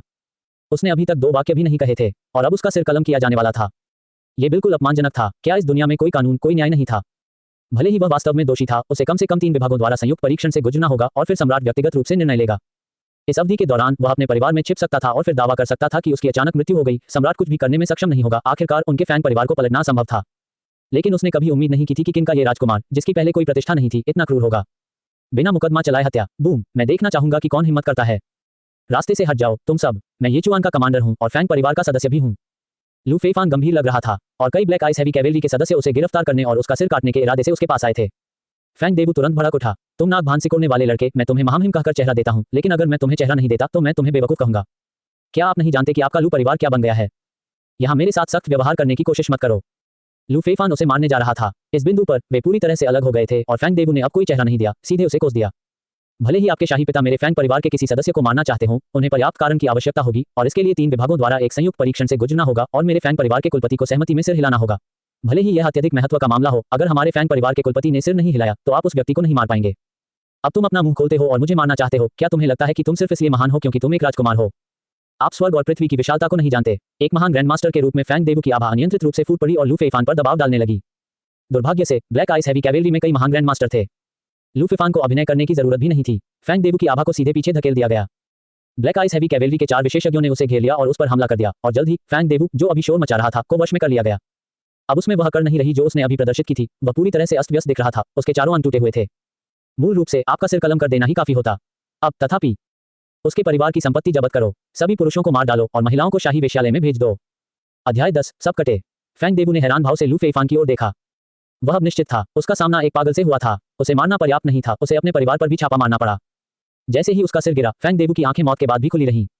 एक महान ग्रैंडमास्टर के रूप में उनकी जीवटता प्रबल थी, यहां तक कि उसका सिर कट जाने के बाद भी उसकी चेतना तुरंत अंधकार में नहीं डूबी।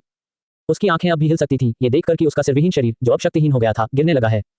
तभी उसे वास्तव में एहसास हुआ, किन का ये राजकुमार मजाक नहीं कर रहा था, न ही वह उसे डराने की कोशिश कर रहा था। ये छोटा कमीना गंभीर था। वह सचमुच मर चुका था। अभी उसने क्या कहा था कि वह उसके परिवार पर धावा बोल देगा। सभी पुरुषों को मार दिया जाएगा और महिला रिश्तेदारों को शाही वेश्यालय में भेज दिया जाएगा। इस प्रकार उसकी पूरी शाखा का सफाया हो जाना था। अगर उसे पता होता कि ऐसा होगा तो वह आगे कदम नहीं बढ़ाता। लेकिन कौन सोच सकता था कि किन का यह अस्पष्ट राजकुमार, जो हमेशा एक फीकी सुंदर मुस्कान रखता था, इतना क्रूर व्यक्ति होगा। उन्होंने नियमों का बिल्कुल भी पालन नहीं किया। उसने कभी नहीं सोचा था कि उसकी ऐसी अपमानजनक मौत होगी और अपनी आंखों के सामने फैंग देवु का सिर कलम होते हुए देखना। अधिकारियों का एक समूह, जिन्होंने मूल रूप से अपने पदों पर लौटने, राजकुमार से निपटने और फिर मनोरंजन की तलाश करने की योजना बनाई थी, अब ऐसा महसूस हुआ जैसे उनके ऊपर ठंडे पानी का एक बेसिन डाला गया था, जिससे वे सिर से पैर तक ठंडे हो गए थे। ये बहुत क्रूर था। अब आप मुझे बताएं, क्या मैं नियमों का पालन कर रहा हूं या नहीं? लू फेफान ने उदासीनता से कहा। अधिकारियों ने नजरें बदल ली। एक पल के लिए भी बोलने की हिम्मत नहीं हुई। अब उन्हें पूरा विश्वास हो गया कि झाओ बूजी का सचमुच सिर काट दिया गया होगा। इस व्यक्ति को सामान्य व्यक्ति के रूप में नहीं देखा जा सकता। वे सभी भयभीत थे, हालांकि किसी ने भी सहमत होने की हिम्मत नहीं की। आखिरकार ये फैंग परिवार का एक सदस्य था जिसकी मृत्यु हो गई थी। यदि वे सहमत हो गए और समाचार फैल गया तो उनका भी अच्छा प्रदर्शन नहीं होगा। जहां तक क्वीन के इस राजकुमार की चापलूसी करने की बात है, वे नहीं चाहते थे ये पागल राजकुमार इतना अंधाधुंध हत्या कर रहा था। ये सिर्फ अभी के लिए था। एक बार जब वह शाही राजधानी में पहुंच गया तो कौन जानता था कि झाओ परिवार और फैंग परिवार के बदला लेने के साथ साथ कितने महाभियोग उसका इंतजार कर रहे होंगे। वह अब किन का राजकुमार था, लेकिन इसकी बहुत अधिक संभावना थी कि वह भविष्य में नहीं होगा। उन्होंने अब ऐसे वादाहीन राजकुमार को अपमानित करने का साहस नहीं किया, लेकिन वे उत्सुकता से सहयोग भी नहीं करेंगे। अब वे केवल इस प्लेग देवता को शीघ्रता से दूर भेजना चाहते थे। नहीं बोलोगे तो मंजूर नहीं, मैं बहुत अप्रसन्न हूं। उपस्थित 3 सर्वोच्च रैंकिंग अधिकारी आगे बढ़े, लू फेफान ने सीधे कहा। जैसे ही वह बोला, अधिकारियों की निगाहें सबसे आगे बैठे 3 लोगों पर टिक गईं। स्पष्टतः वे सर्वोच्च पद के अधिकारी थे। उनका सिर काट दो। लू फेफान बहुत सीधा था। यह मत कहो कि वह अंधाधुंध हत्या कर रहा था। ग्रेट जिया की वर्तमान स्थिति ये थी कि स्थानीय क्षेत्र बहुत पहले ही सड़ चुके थे। सम्राट का शासनकाल छोटा था और उसके पिता काफी अक्षम थे। वर्तमान ग्रेट जिया में ये सभी अधिकारी महान कुलीन परिवारों और प्रमुख कुलों से आए थे। उनमें से कोई भी अच्छा इंसान नहीं था। उन सभी को मारने से कुछ गलत मौतें हो सकती हैं, लेकिन हर दूसरे को मारने से बड़ी संख्या में मछलियां पकड़ी जाएंगी। इसके अलावा इन साथियों ने उन्हें कोई जवाब भी नहीं दिया। स्पष्ट रूप से शाही दरबार के साथ एक मत नहीं थे। वे मरने के योग्य थे। लू फेफान को सत्ता संघर्ष या ऐसी किसी चीज की परवाह नहीं थी। इस दुनिया में मनुष्य स्वर्ग जीत सकता है, ये सिर्फ एक कहावत नहीं थी। शक्ति ने सब कुछ निर्धारित किया। महान पूर्वज और मार्शल देवता के युग के दौरान वे महान कुलीन परिवार और प्रमुख कुल पिछले की तुलना में अधिक आज्ञाकारी थे। यदि उन्होंने कहा कि वे पूरे परिवार को मार डालेंगे तो वे पूरे परिवार को मार डालेंगे और किसी ने भी उन्हें क्रूर कहने की हिम्मत नहीं की। इसलिए जब तक किसी के पास ताकत है, कोई उनके विचारों की पूरी तरह से उपेक्षा कर सकता है। एज और हेवन सम्राट कला की अभूतपूर्व 17वीं परत उनका आत्मविश्वास थी। लानत है, ये सुनकर सामने खड़े तीनों अधिकारी तुरंत कांप उठे, मिसाल के साथ, और यह विश्वास करते हुए कि झाओ बूजी वास्तव में मर चुका था। ऐसे में उनके पास सिर काटे जाने की हकीकत पर संदेह करने का कोई कारण नहीं था। किन का ये राजकुमार एक पागल आदमी था। इस समय उनमें अपने समर्थन का उल्लेख करने या तर्क करने का प्रयास करने का साहस नहीं हुआ। आखिरकार फैंग देवू, जिसने अपने समर्थन का उल्लेख किया था, तर्क दिया था और यहां तक कि धमकी भी दी थी, अभी भी खून बह रहा था। उनका समर्थन झाओ बूजी या फैंग देवू जितना मजबूत नहीं था। तीनों अधिकारियों ने सीधे घुटने टेक दिए। हालांकि ग्रेट जिया अधिकारियों के पास घुटने टेकने से बचने के लिए कोई नियम नहीं था, लेकिन अब वे घुटने टेकना चाहते थे। महाराज, हमारी जान बख्श दीजिए। आपके नियम बिल्कुल ठीक हैं, बिल्कुल सही। आप ही नियम हैं। हाँ, महाराज बुद्धिमान हैं। यह एक हताशा भरा उपाय था। ऐसे अनुचित व्यक्ति का सामना करते हुए कोई केवल दया की भीख मांग सकता है। उनकी जान बचाना सर्वोपरि था। अन्य मामलों पर बाद में चर्चा की जा सकती है। चूंकि मैं बुद्धिमान हूं तो मेरे निर्णय सही होते हैं। लू फेफान ने सिर हिलाया। हाँ, महामहिम, आप बिल्कुल सही कह रहे हैं। उनके लिए लू फेफान ने जो भी कहा वह वैसा ही था। उन्होंने उसका बिल्कुल भी खंडन करने का साहस नहीं किया। चूंकि मैं सही हूं तो कहने के लिए और कुछ नहीं है। लू फेफान ने अपना हाथ लहराया। ब्लैक आइस हैवी कैवेलरी समझ गई और तीनों को खींचकर आगे बढ़ी। इसका मतलब यह था कि उनका अभी भी सिर कलम किया जाएगा। दया की भीख मांगना व्यर्थ था। लानत है, जिन तीनों को घसीट कर ले जाया गया वे बहुत घबरा गए। वे मरना नहीं चाहते थे, वे घुटने टेक भी चुके थे, लेकिन ऐसा लग रहा था कि परिणाम नहीं बदला था। किन के राजकुमार, आप नियमों का पालन नहीं करते हैं। आप क्रूर और अमानवीय हैं। कृपया मुझे छोड़ दें, मैं गलत था। एक तड़क भड़क की आवाज आई। चाहे वह शाप देना हो या दया की भीख मांगना हो, कोई भी उनके सिर जमीन पर गिरने के भाग्य को नहीं बदल सकता था। डर से चुप हो गया। येचुआन के बचे हुए स्थानीय अधिकारी अब ठंडे पसीने से भीग रहे थे। कोई नहीं जानता था कि इसकी शुरुआत किसने की, लेकिन अधिकारियों का एक समूह धीरे धीरे नीचे झुकता गया। उन्हें लगा कि जमीन अधिक आरामदायक है। महामहिम, किन के राजकुमार, मेरे अधीन कोई आदमी नहीं है। येचुआन शहर के पतन का मुझसे कोई लेना देना नहीं है। मैं सिर्फ भंडार कक्ष का प्रभारी हूं। एक अधिकारी ने तो हकलाते हुए पेशाब भी कर दिया। वह बहुत डरा हुआ था, सचमुच डरा हुआ था। आखिरकार किन के राजकुमार का ब्लेड वास्तव में कट गया। उसने सुख सुविधाओं की भी परवाह नहीं की। वर्तमान सम्राट पहले से ही काफी अक्षम था, लेकिन उसने इतनी अंधाधुंध हत्याएं नहीं की थी। उसकी गर्दन अब ठंडी महसूस हो रही थी और उसे लगातार लग रहा था कि किन का राजकुमार उन्हें जल्द ही उनके रास्ते पर भेज देगा। इसके अलावा मैं भागना चाहता था, लेकिन मैं बाहर नहीं निकल सका। जब येचुआन शहर गिरा तो मैं सचमुच छुप गया। उन्होंने जोर देकर कहा। मैं भी, एक अन्य अधिकारी ने तुरंत कहा। महाराज, स्थिति यही है। जियान लू फेफान के लिए एक खाता बही लाया। लू फेफान ने इसे खोला और इसे आसानी से देखा। ली जिंगजी, आगे बढ़ो। लू फेफान ने फिर खाता बही बंद की और बोला, महाराज, मेरी जान बख्श दो। इस विनम्र व्यक्ति ने काफी गबन किया, लेकिन वे सभी स्वैच्छिक धन्यवाद शुल्क थे जो उन्होंने दिए थे। उन्होंने उन्हें देने पर जोर दिया। इस विनम्र व्यक्ति के पास कोई विकल्प नहीं था। एक अपेक्षाकृत युवा दिखने वाला अधिकारी तुरंत डर से चिल्लाया, समझाने की कोशिश कर रहा था। वहां कोई अन्य रास्ता नहीं था। नाम रखने का मतलब मौत था। ऐसे में कोई भी डर जाएगा। इस समय अन्य सभी अधिकारी राहत महसूस कर रहे थे। आखिरकार हिसाब किताब बंद हो गया। जिस व्यक्ति का नाम लिया गया था उसे देखकर उन्हें ये सोचकर आत्मसंतुष्टि हुई कि किन का ये राजकुमार, हालांकि थोड़ा क्रूर था, अंततः बहुत दूर तक नहीं जाना जानता था। उनमें से ली जिंगजी की पृष्ठभूमि सबसे उथली थी। ऐसा लग रहा था कि किन के इस राजकुमार का दिखावा काफी हो गया था और वह कोई आसान रास्ता ढूंढने की तैयारी कर रहा था। इस प्रकार उन्होंने सफलतापूर्वक परीक्षा उत्तीर्ण कर ली। उसके अलावा बाकी सभी का सिर काट दिया जाएगा। लू फेफान ने उदासीनता से आदेश दिया। जैसे ही ये शब्द निकले, जिन अधिकारियों को अभी अभी राहत महसूस हुई थी, उन्होंने तुरंत ऊपर देखा। उनके चेहरे अविश्वास से भर गए। क्या बकवास है। यदि उसने गलती न सुनी होती तो किन के उस मस्तिष्क मृत राजकुमार ने उन सभी का सिर काटने के लिए कहा। अध्याय -11, यदि तुम कर सको तो और इसे ले लो। शाही सेना का स्वागत करने आए अधिकारियों में से ली जिंगजी को छोड़कर एक भी नहीं बचा। वे कभी नहीं समझ पाए, यहां तक कि मृत्यु तक भी, किन के इस राजकुमार ने ऐसा काम करने की हिम्मत कैसे की। जब व्हाइट लोट संप्रदाय ने आक्रमण किया तो वे ठीक थे। फिर भी जब किन का राजकुमार आया तो वे सभी जा चुके थे। ये कुछ ऐसा था जिसकी उन्होंने कभी आशा नहीं की थी। अगर उन्हें पता होता कि ऐसा होगा तो वे और भी लाते नहीं, वे बस छिप जाते और आते ही नहीं। मूल रूप से ब्लैक आइस हैवी कैवेलरी का प्रदर्शन देखकर वे सभी बधाई देने आए थे। हालांकि वे व्हाइट लॉर्ड संप्रदाय के विरोधी नहीं थे और उन्होंने मौत से लड़ने की योजना नहीं बनाई थी, फिर भी वे असहज महसूस कर रहे थे। शाही शक्ति का मौजूद रहना उनके लिए बहुत बेहतर था। दुर्भाग्य से उन्होंने कभी भी शाही अदालत से मौत का वारंट बनने की उम्मीद नहीं की थी। किंग का राजकुमार बहुत क्रूर था। वह व्यावहारिक रूप से यमराज थे। बात सिर्फ इतनी थी कि उन्होंने विरोध नहीं किया था, उनमें क्षमता नहीं थी, जो बिल्कुल सामान्य थी, है ना? अफसोस, इससे कोई फर्क नहीं पड़ता कि उन्होंने क्या सोचा या उन्होंने कैसे तर दिया, उनके सिर अनिवार्य रूप से काट दिए गए। ली जिंगजी ने देखा, उसकी खोपड़ी में झंझनाहट हो रही थी। उसे उम्मीद नहीं थी कि इतने सारे लोगों में से केवल वही बचेगा। तुम भी अच्छे नहीं हो, लू फेफान ने बात की। ली जिंगजी का चेहरा तुरंत डर से पीला पड़ गया। महाराज, मैं भविष्य में एक अच्छा इंसान बन सकता हूँ, ली जिंगजी ने जल्दी से कहा। महत्वपूर्ण नहीं, लू फेफान ने उदासीनता से कहा। मैंने आपके मामलों पर गौर किया है। हालांकि आप बिल्कुल अच्छे इंसान नहीं हैं, फिर भी आपने काफी व्यवहारिक चीजें की हैं। हालांकि आप बहुत भ्रष्ट हैं, आप हमेशा पैसे लेकर काम करते हैं। आप बहुत खास हैं, बुरे नहीं। तो मैं तुम्हारी जान बख्श दूंगा। अब से तुम यीचुआन प्रांत के प्रीफेक्ट होंगे। अच्छा काम करो, लू फेफान ने जारी रखा। यह सुनकर ली जिंगजी ने पहले राहत की सांस ली, फिर उनकी अभिव्यक्ति में भारी बदलाव आया। महामहिम, मैं प्रीफेक्ट के रूप में यह पद नहीं ले सकता। उसका चेहरा कड़वा था। पदोन्नत होना अच्छी बात थी, लेकिन उसके पास उतनी ताकत और समर्थन का अभाव था। यदि वह उस स्थिति में बैठ गया तो यह एक इच्छा मृत्यु होगी। ग्रेट जिया में एक अधिकारी बनना इतना आसान नहीं था। सम्मान पाने की ताकत के बिना उसे आधी रात में खत्म किया जा सकता था। यह नश्वर संसार नहीं था, वहां बहुत सारे शक्तिशाली व्यक्ति थे और सब कुछ ताकत से निर्धारित होता था। अपनी ताकत से प्रीफेक्ट बनने से कुछ लोगों का रास्ता बंद हो जाएगा। इसके बाद शहर पर डाकुओं के हमले होंगे और प्रीफेक्ट की अचानक मृत्यु हो जाएगी। यह केवल मार्शल गॉड के शासनकाल के दौरान था कि सब कुछ दबा दिया गया था और किसी ने भी उनके द्वारा नियुक्त अधिकारियों का विरोध करने की हिम्मत नहीं की, भले ही उनकी खेती का स्तर कुछ भी हो। हालांकि इसके लिए शर्त यह थी कि उच्च स्तरीय कृषक रक्षक के रूप में काम करेंगे, जिससे कम ताकतों द्वारा हत्याएं संभव हो जाएंगी। यदि शक्तिशाली ताकतों ने कार्रवाई करने का साहस किया तो मार्शल गॉड के इंपीरियल गार्ड्स के साथ खिलवाड़ नहीं किया जाना था। वे अंत तक जांच करेंगे और ऐसे मामलों में शामिल किसी भी ताकत या परिवार को पूरी तरह से खत्म कर दिया जाएगा। यहां तक कि महान पूर्वज ने भी इसे हासिल नहीं किया था। इसलिए लू फेफान द्वारा प्रीफेक्ट नियुक्त किए जाने से उन्हें बिल्कुल भी खुशी नहीं हुई। अब मार्शल भगवान का शासन नहीं था, इसके बजाय ये गुआंगजोंग सम्राट था, जिसे सबसे अक्षम माना जाता था।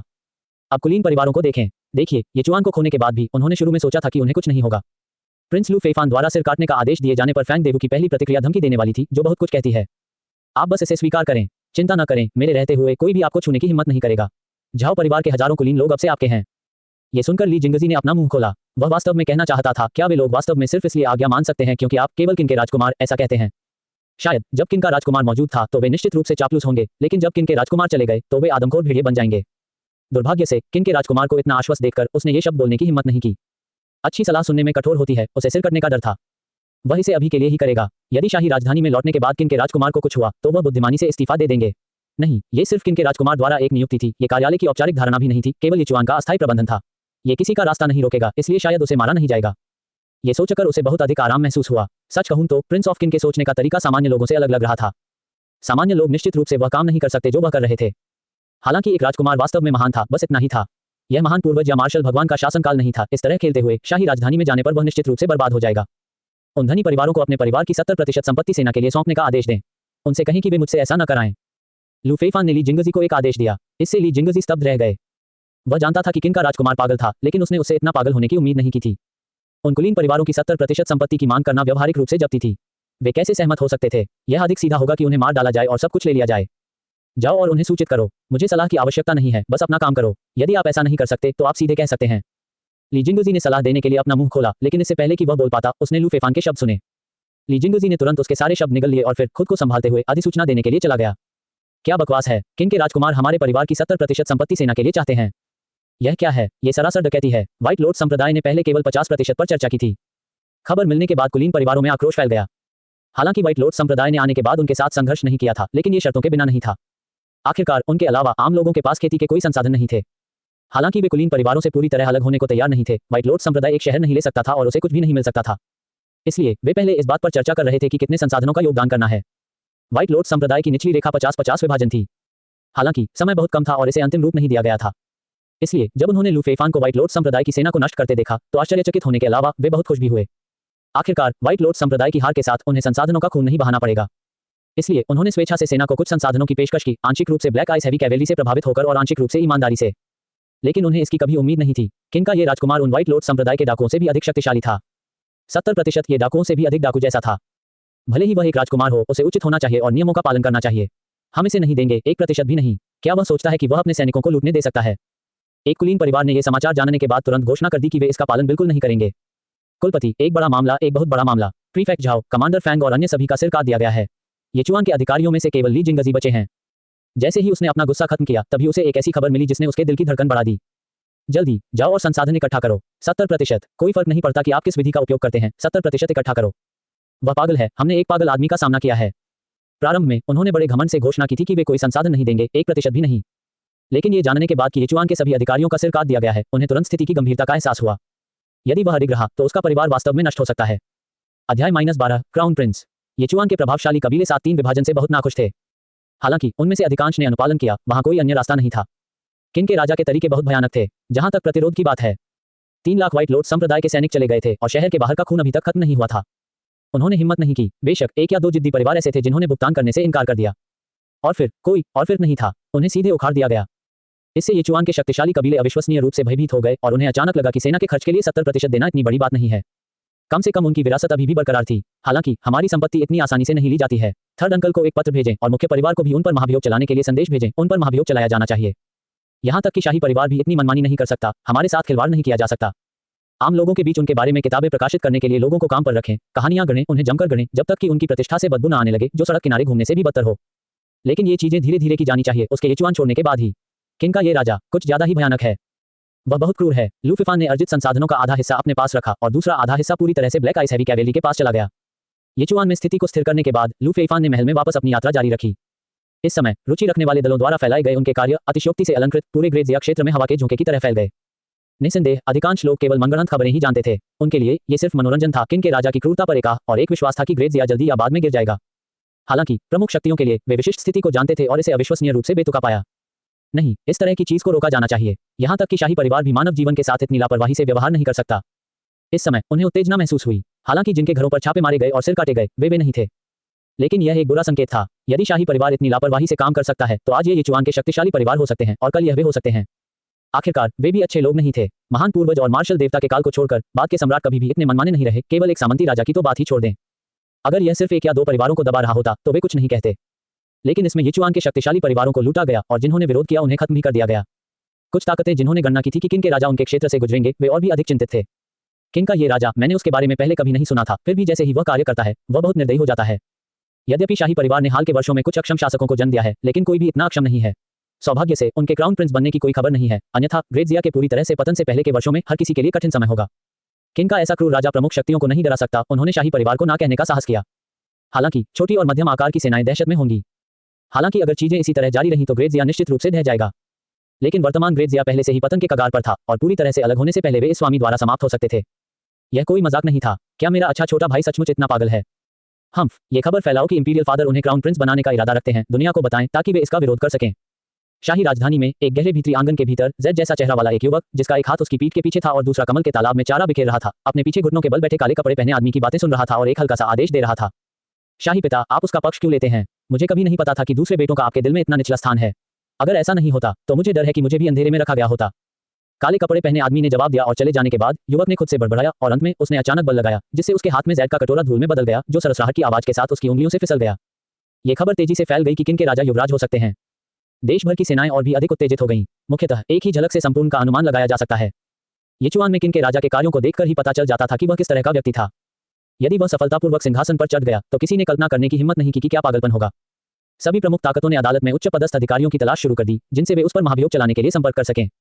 येचुआन में घटनाओं को दोबारा घटित होने की अनुमति नहीं दी जा सकती, अन्यथा परिणाम गंभीर होंगे। वे अच्छी तरह से जानते थे कि एक मरता हुआ जानवर जिसने खून का स्वाद चख लिया है वह क्या करेगा। तो बस वह युवराज है, कोई आश्चर्य नहीं। व्हाइट लोड संप्रदाय के भीतर मूल रूप से वे इस बात से बहुत हैरान थे कि उनकी सेना विफल क्यों हो गई। वे इसे समझ नहीं सके। आखिरकार वे अच्छी तरह से जानते थे कि किन के राजा से निपटने के लिए भेजी गई सेना कितनी मजबूत थी। ये वह भीड़ नहीं थी जिसे बाहरी दुनिया मानती थी। यहां तक कि स्थलीय अमर क्षेत्र के एक बुजुर्ग ने भी व्यक्तिगत रूप से कार्रवाई की थी। बाहरी दुनिया ये जानकर पहले ही हैरान थी। स्थिति को जानकर उन्हें स्वाभाविक रूप से यह और भी अविश्वसनीय लगा। खबर मिलने पर संत महिला को भी लगा कि वह मतिभ्रम कर रही है। अब ये खबर पाकर कि किन के राजा स्पष्ट रूप से क्राउन प्रिंस के लिए उम्मीदवार थे, उसे अचानक समझ आया कि चीजें इस तरह क्यों बदल गईं। उन्होंने प्रतिद्वंद्वी को कम आंका था। इसमें कोई आश्चर्य नहीं कि सम्राट उसे प्राप्त करने के लिए ब्लैक आइस हैवी कैवेलरी भेजेगा। संभवतः ब्लैक आइस हैवी कैवेलरी के अलावा स्थलीय अमर क्षेत्र के शक्तिशाली व्यक्ति भी गुप्त रूप से उसकी रक्षा कर रहे थे, और वे बहुत शक्तिशाली शक्ति वाले प्रकार के थे। अब ऐसा लगता है छठा बुजुर्ग वह नष्ट हो गया होगा। साधु बहुत क्रोधित थी, हालांकि वह इन बूढ़ों से बहुत चिढ़ती भी थी। लेकिन ये कहा जाना चाहिए ये व्हाइट लोड संप्रदाय की सच्ची नींव थी। जब 30,000 साधारण सैनिक मारे गए तो वह इतनी दुखी नहीं हुई थी। हालांकि कई सामान्य सैनिक मारे गए और अधिक को भर्ती किया जा सकता था, लेकिन स्थलीय अमर क्षेत्र के सैनिकों को नहीं। ये कोई ऐसी चीज नहीं थी जो सिर्फ चाहने से मिल सकती थी। एक को भी खोना एक गंभीर आघात के रूप में वर्णित किया जा सकता है। ऐसा नहीं होना चाहिए। यदि उसका सामना किसी शक्तिशाली प्रतिद्वंद्वी से होता तो छठे बुजुर्ग को ये जानते हुए कि वह बेजोड़ है, समय रहते पीछे हट जाना चाहिए था। कड़वे अंत तक लड़ने का कोई कारण नहीं है। लौटने वाले पंथ के सदस्यों ने कहा कि बुजुर्ग द्वारा कार्रवाई किए जाने का कोई निशान नहीं था। श्वेत कमल पवित्र मां ने भौहें चढ़ा दी। ये भी वह नहीं समझ सकी। भले ही किनका राजा क्राउन प्रिंस था और उसकी तरफ से एक स्थलीय अमर क्षेत्र गार्ड था और जिसकी युद्ध शक्ति छठे बुजुर्ग के जीवन को खतरे में डालने के लिए काफी मजबूत थी, उसकी कार्रवाई सभी खातों से निश्चित रूप से एक बड़ा हंगामा पैदा करेगी। छठे बुजुर्ग को तुरंत नहीं मारा जा सकता था, यह बिल्कुल असंभव था। छठा बुजुर्ग एक स्थलीय अमर था जब तक कि ग्रैंड पूर्वज या मार्शल भगवान जीवित नहीं थे। अन्यथा भले ही कोई उसकी जान को खतरा हो, उसे तुरंत मारना असंभव था। वहां एक समस्या है, एक बड़ी समस्या। क्या शाही परिवार के पास कुछ अन्य साधन हैं जिनके बारे में हम नहीं जानते? चर्चा के इस बिंदु पर व्हाइट लॉर्ड संप्रदाय की पवित्र माता सतर्क हो गईं। मुख्यतः ये मामला वाकई बहुत गंभीर था। यदि छठा बुजुर्ग एक स्थलीय अमर क्षेत्र विशेषज्ञ वास्तव में तुरंत मारा गया था, निहितार्थ बहुत अधिक विचारोत्तेजक थे। हमें पता लगाना चाहिए। व्हाइट लॉर्ड संप्रदाय की पवित्र माता ने अपना निर्णय लिया। व्हाइट लॉर्ड संप्रदाय के सभी उच्च पदस्थ सदस्यों ने सिर हिलाया। यह मामला सचमुच भयावह था। यदि उन्हें पता नहीं चला तो इस बार छठा बुजुर्ग मर गया, अगली बार यह उनमें से एक हो सकता है। लेकिन जाने के लिए सबसे उपयुक्त कौन होगा? यह सचमुच एक समस्या थी। आखिरकार वे नहीं जानते थे कि किन के राजा के पास क्या तरीके हैं और एक गलत कदम से परेशानी हो सकती है। सेंटनी को जाने दो। अध्याय -13 4 पवित्र संप्रदाय। हम नहीं जानते कि किन प्रीफेक्चर राजा अभी किन तरीकों का उपयोग कर रहे हैं, इसलिए स्थिति को समझने के लिए हम केवल क्रूर बल के बारे में नहीं सोच सकते हैं, हम और अधिक सूक्ष्म हो सकते हैं। इसके अलावा यदि किन प्रीफेक्चर राजा वास्तव में सिंहासन पर चढ़ता है और शाही परिवार के छिपे हुए तरीके वास्तव में मजबूत हैं, तो संत इस समस्या को पूरी तरह से हल कर सकते हैं। एक व्हाइट लॉर्ड संप्रदाय विशेषज्ञ ने सुझाव दिया। ओए, एक उत्कृष्ट योजना।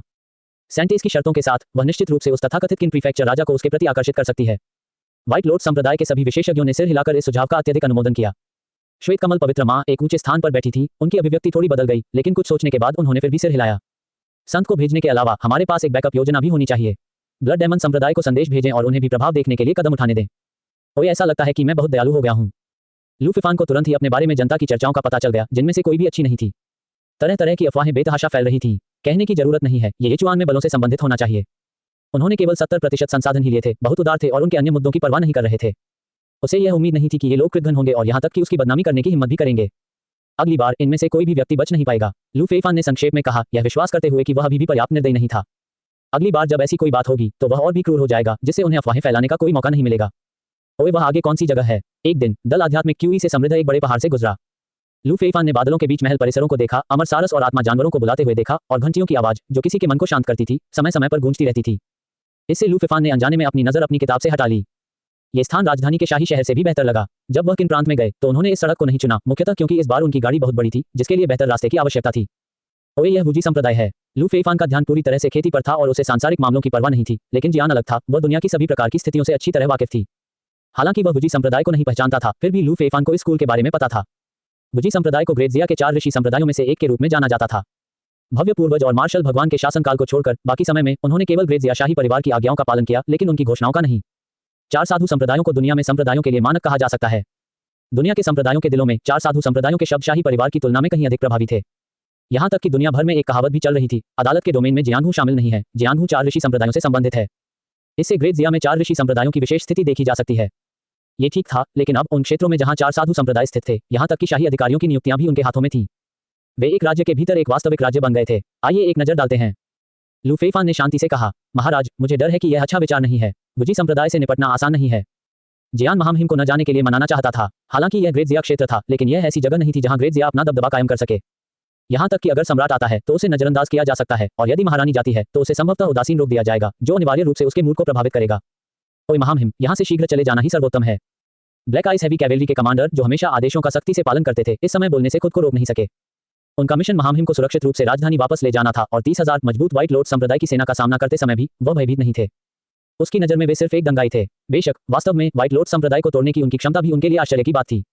मूल रूप से उसने अपने आधे लोगों को खोने के लिए तैयारी की थी, लेकिन अंत में कोई हताहत नहीं हुआ और आज तक उसे अभी भी पता नहीं चला कि क्या हुआ था। लेकिन फिर भी वह अत्यात्मविश्वासी नहीं हुआ था। अन्य मामलों को छोड़कर वुजी संप्रदाय एक ऐसी ताकत थी जिसे महामहिम सम्राट भी संभाल नहीं सकते थे। उसकी मात्र 800 ब्लैक आइस हैवी कैवेलरी और क्या कर सकती थी। इन दिनों संपर्क के माध्यम से उसने अपने किन प्रांत राजा के बारे में कुछ समझ प्राप्त कर ली थी। उनका स्वभाव बहुत विस्फोटक था। वह थोड़े से उकसावे पर विस्फोट कर देगा, और वुजी संप्रदाय के शिष्यों की प्रतिष्ठा हमेशा अहंकारी होने के लिए जानी जाती थी।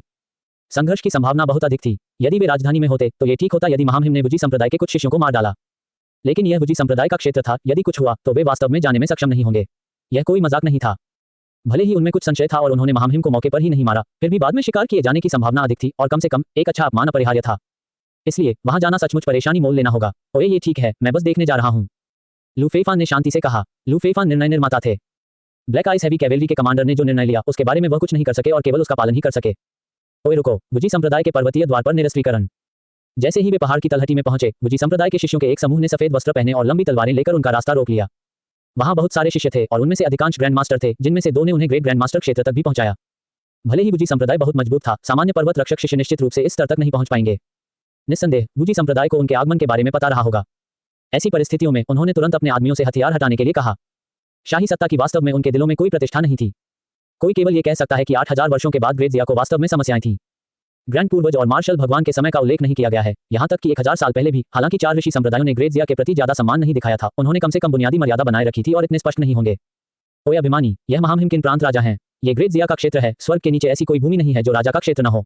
जब किन प्रांत के राजा आते हैं तो आप झुकते क्यों नहीं? चूंकि वे पहले ही आ चुके थे, भले ही वह बहुत सावधान था, ब्लैक आइस हैवी कैवेलरी के कमांडर ने अपनी आभा को कमजोर नहीं होने दिया और सीधे बात की। ओए किन प्रांत राजा कौन है? उसके बारे में कभी नहीं सुना। ओए संक्षेप में, निरस्त्रीकरण। पास आने वाले व्यक्ति ने तिरस्कारपूर्वक गुर्राया। लू फेफान ने भौहें चढ़ा दी। हालांकि अब 4 साधु संप्रदाय वास्तव में बहुत अहंकारी थे। अदालत का सामना करते समय जब तक हितों का कोई टकराव नहीं होता, तब भी वे बुनियादी दिखावे को बनाए रख सकते थे। किसी भी शिष्य के लिए तुरंत उसे महामहिम इस तरह उदासीन रवैया अपनाना अभी भी बहुत असामान्य था। ओए बड़े चचेरे भाई युआन हाओ, मुझे बचा लो। वो मेरे पिता, भाई और छोटे भाई बहन सभी मर चुके हैं। आपको मेरे लिए न्याय कायम रखना होगा। तभी पीछे जेल की गाड़ी से मदद की पुकार सुनाई दी। लू फेफान तुरंत समझ गया। नेतृत्व करने वाला युवक झाओ परिवार का लग रहा था। इसमें कोई आश्चर्य नहीं कि वह ऐसा लग रहा था जैसे वह अभी लड़ना चाहता हो, तो बस यही था। यह आदमी यहाँ परेशानी पैदा करने आया था। ऐसा लगता था कि वह लू फेफान और वुजी संप्रदाय के बीच संघर्ष भड़काना चाहता था, फिर बदला लेने के लिए वुजी संप्रदाय की शक्ति का उपयोग करना चाहता था। कैसा अनाड़ी कृत्य है। लू फेफान ने अपना सिर हिलाया। ओए आप चाहते हैं कि मैं वुजी संप्रदाय से टकराऊं? मैं तुम्हें संतुष्ट कर दूंगा, उसे पंगु बना दूंगा। लू फेफान ने लापरवाही से अपना हाथ लहराया। ब्लैक आइस हैवी कैवेलरी की पूर्ण आज्ञाकारिता के साथ ये दूसरी बार था जब वे आज लू फेफान के आदेश के कारण झिझके। किसी को पता होना चाहिए, ये वुजी संप्रदाय के क्षेत्र में था और शुरू से ही वह उनके शिष्य को पंगु बनाना चाहता था। उनके किन प्रांत के राजा को शराब पीते नहीं देखा गया था, तो फिर वह इतना नशे में क्यों लग रहा था? अध्याय -14, कराधान के 500 वर्ष। चीख पुकार के साथ एक कर्कश ध्वनि भी थी। अंततः भले ही उनके अधीनस्थों ने सोचा कि उनका राजकुमार पागल है, आदेशों का पालन करना उनकी हड्डियों में बसा हुआ था, भले ही वह आदेश आत्मघाती हो। इस प्रकार झाओ युवान हाओ अपंग हो गया। ऐसा नहीं था कि उन्होंने विरोध नहीं किया था, लेकिन न तो वे और न ही उनके वरिष्ठ भाई अपने प्रतिरोध में सफल हुए। हालांकि ब्लैक आइस हैवी कैवेलरी के आदेश केवल झाओ युवान हाओ को पंगु बनाने के लिए थे। इसलिए वुजी संप्रदाय के सम्मान में उन्होंने संयम से काम लिया, शेष लोगों को केवल खदेड़ दिया गया। तुम्हारी हिम्मत कैसे हुई? तुम्हारी हिम्मत कैसे हुई? झाओ युवान हाओ अविश्वसनीय और शक्तिहीन महसूस करते हुए जमीन पर गिर पड़े। वह लू फेफान और संप्रदाय के बीच संघर्ष पैदा करना चाहता था, ये सच था। लेकिन उसने जो कल्पना की थी वह ये थी कि लू फेफान जबरदस्ती अंदर घुसेगा, जिससे संप्रदाय के उच्च पदस्थ लोगों में हलचल मच जाएगी, जिससे दोनों पक्षों के बीच झड़प हो जाएगी। उनके मन में किन का राजकुमार केवल मौखिक लड़ाई में ही संलग्न रहेगा, ये वुजी संप्रदाय था, इसलिए वह निश्चित रूप से अपनी जगह जानता होगा और कोई कठोर कदम उठाने की हिम्मत नहीं करेगा। हालांकि शुरू से ही उसे सीधे अपंग बना देना कुछ ऐसी बात थी जिसकी उसने आशा नहीं की थी। अपनी स्थिति को महसूस करते हुए उसके चेहरे पर घोर निराशा के भाव प्रकट हुए। वह पूरी तरह से अपंग था, उसके 5 अंग गौण थे। सबसे महत्वपूर्ण बात, उसका क्यूई सागर और डेंटियन खत्म हो गए और उसकी खेती पूरी तरह से नष्ट हो गई। इस स्थिति में जब तक उसके पास पौराणिक औषधीय गोलियां नहीं होंगी, वह हमेशा के लिए अपंग हो जाएगा। फिर भी झाओ परिवार के सदस्य और वुजी संप्रदाय के शिष्य के रूप में भी वह ऐसी औषधीय गोलियों का उपयोग करने के लिए योग्य नहीं थे, क्योंकि वह तो केवल जूनियर था। यदि ऐसी अच्छी चीजें होती तो वे बूढ़े बूढ़े उन्हें स्वयं उपयोग करते। अब किन के राजकुमार ने कैसा प्रदर्शन किया यह अब महत्वपूर्ण नहीं रहा, क्योंकि वह समाप्त हो गया था, पूरी तरह से समाप्त हो गया था। उनके जैसा निकम्मा व्यक्ति संप्रदाय में नहीं रह सकता था। जहां तक झाओ परिवार में लौटने की बात है, झाओ परिवार के बाहर के लोगों के अलावा परिवार के भीतर बहुत सारे लोग थे जो उसे नापसंद करते थे। वे साथ ही पहले उसे छू नहीं सकते थे, लेकिन अब ये कल्पना की जा सकती थी कि उसका भविष्य कितना दयनीय होगा। वह भी समझ नहीं पा रहा था कि किन का राजकुमार इतना अहंकारी कैसे हो सकता है।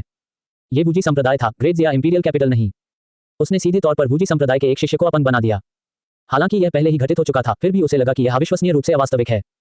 देखिए, न केवल वह बल्कि वुजी संप्रदाय के सभी शिष्य, जिनमें वे महिलाएं भी शामिल थीं, जिन्हें शाही वेश्यालय में काम के लिए वापस राजधानी ले जाया जा रहा था, सभी ऐसे लग रहे थे जैसे उन्होंने कोई भूत देखा हो। हालांकि ब्लैक आइस हैवी कैवेलरी ने व्हाइट लॉर्ड संप्रदाय की सेना को हरा दिया था, लेकिन व्हाइट लॉर्ड संप्रदाय के बह जाने के बाद उनके दिलों में उनकी तुलना एक भीड़ से की गई थी। हालांकि यह अभी भी चौंकाने वाला था, बस इतना ही था।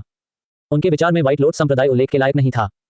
इसके अलावा ब्लैक आइस हैवी कैवेलरी केवल व्हाइट लॉर्ड संप्रदाय की कम महत्वपूर्ण सेनाओं में से एक को भेद पाए। ऐसी परिस्थितियों में हालांकि यह अभी भी चौंकाने वाला है, यह उन्हें वास्तव में विश्वास दिलाने के लिए पर्याप्त नहीं था कि ब्लैक आइस हैवी कैवेलरी अजेय थी। लेकिन वर्तमान स्थिति को देखते हुए उनके सामने किन के राजकुमार को वास्तव में विश्वास था कि उनकी ब्लैक आइस हैवी कैवेलरी अजेय थी। अगर उसे पहले पता होता कि किन का राजकुमार इतना क्रूर है, तो झाओ युवान हाओ ने कभी आगे बढ़ने की हिम्मत नहीं की होती। वह बहुत आश्वस्त था, दुर्भाग्य से कोई यदि नहीं है। अब वह पहले से ही अपंग था। पहाड़ पर चढ़ो, लू फेफान ने उदासीनता से कहा। ब्लैक आइस हैवी कैवेलरी के लोहे के खुर भारी गड़गड़ाहट की आवाज के साथ धीरे धीरे आगे बढ़े। ऐसा लग रहा था कि इस समय ब्लैक आइस हैवी कैवेलरी भी लू फेफान की दबंग आभा से संक्रमित थी। उन्होंने सहज रूप से अपने घुड़सवारों से बल प्रयोग करने का आग्रह किया, जिससे उत्पीड़न की भावना बढ़ गई।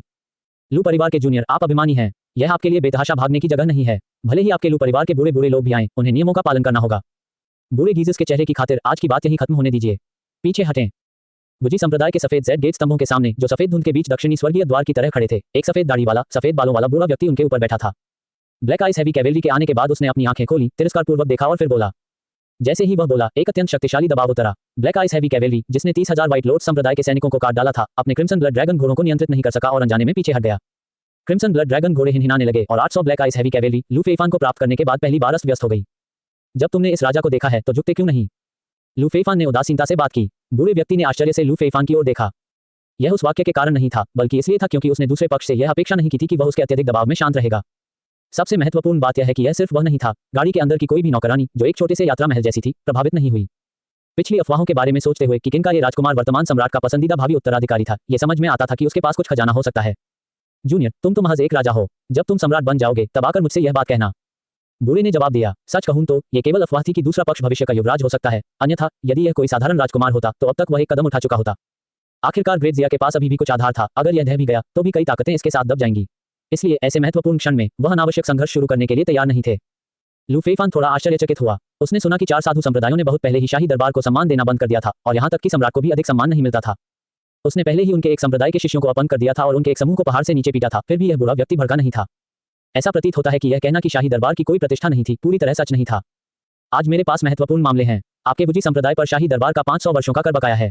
आज मैं ये सब एक साथ लेने के लिए यहाँ हूँ, लू फेइफान ने कहा। बूढ़े व्यक्ति ने लू फेइफान को गहराई से देखा। उसे वास्तव में समझ नहीं आया कि क्या उसके सामने ये युवा राजकुमार सचमुच भोला और मूर्ख था या क्या उसे कोई समर्थन प्राप्त था। इसके बारे में ध्यान से सोचने पर वह वास्तव में मूर्ख हो सकता है। ग्रेट जिया के सम्राट अधिक से अधिक अमूर्त होते जा रहे थे। ये भावी युवराज इतना मूर्ख था कि ऐसा लग रहा था कि राजवंश की क्यूई इस पीढ़ी में समाप्त हो रही है। बुलियां, किसी जूनियर के साथ शब्द बर्बाद करने की कोई जरूरत नहीं है। तुम्हारा स्वभाव बहुत अच्छा है, तुम बहुत ज्यादा सोचते हो। लड़के, इससे पहले कि मैं अपना आपा खोऊं, दफा हो जाओ। एक लाल बालों वाला बूढ़ा व्यक्ति लू फेइफान की ओर उदासीनता से देखता हुआ दिखाई दिया। ये सामान्य था, लू फेइफान को ऐसे अहंकारी लोग पसंद थे, अन्यथा कार्रवाई करना मुश्किल हो जाएगा। लू फेइफान खुद को बहुत ही समझदार व्यक्ति मानते थे। बोलने के बाद ये देखकर कि लू फेइफान ने अभी भी कोई प्रतिक्रिया नहीं दिखाई, बूढ़े व्यक्ति ने ठंडी सांस ली और आगे बढ़कर हमला करने के लिए पहुंच गया। सफेद लबादा पहने बूढ़ा आदमी मुस्कुराया और अपना सिर हिलाया, उसे रोकने का कोई इरादा नहीं दिखाया। मारना। Black ice heavy cavalry commander ने जबरन अपनी मुद्रा स्थिर कर ली, उसकी आभा फूट पड़ी और उसका लंबा भाला आगे की ओर बढ़ गया।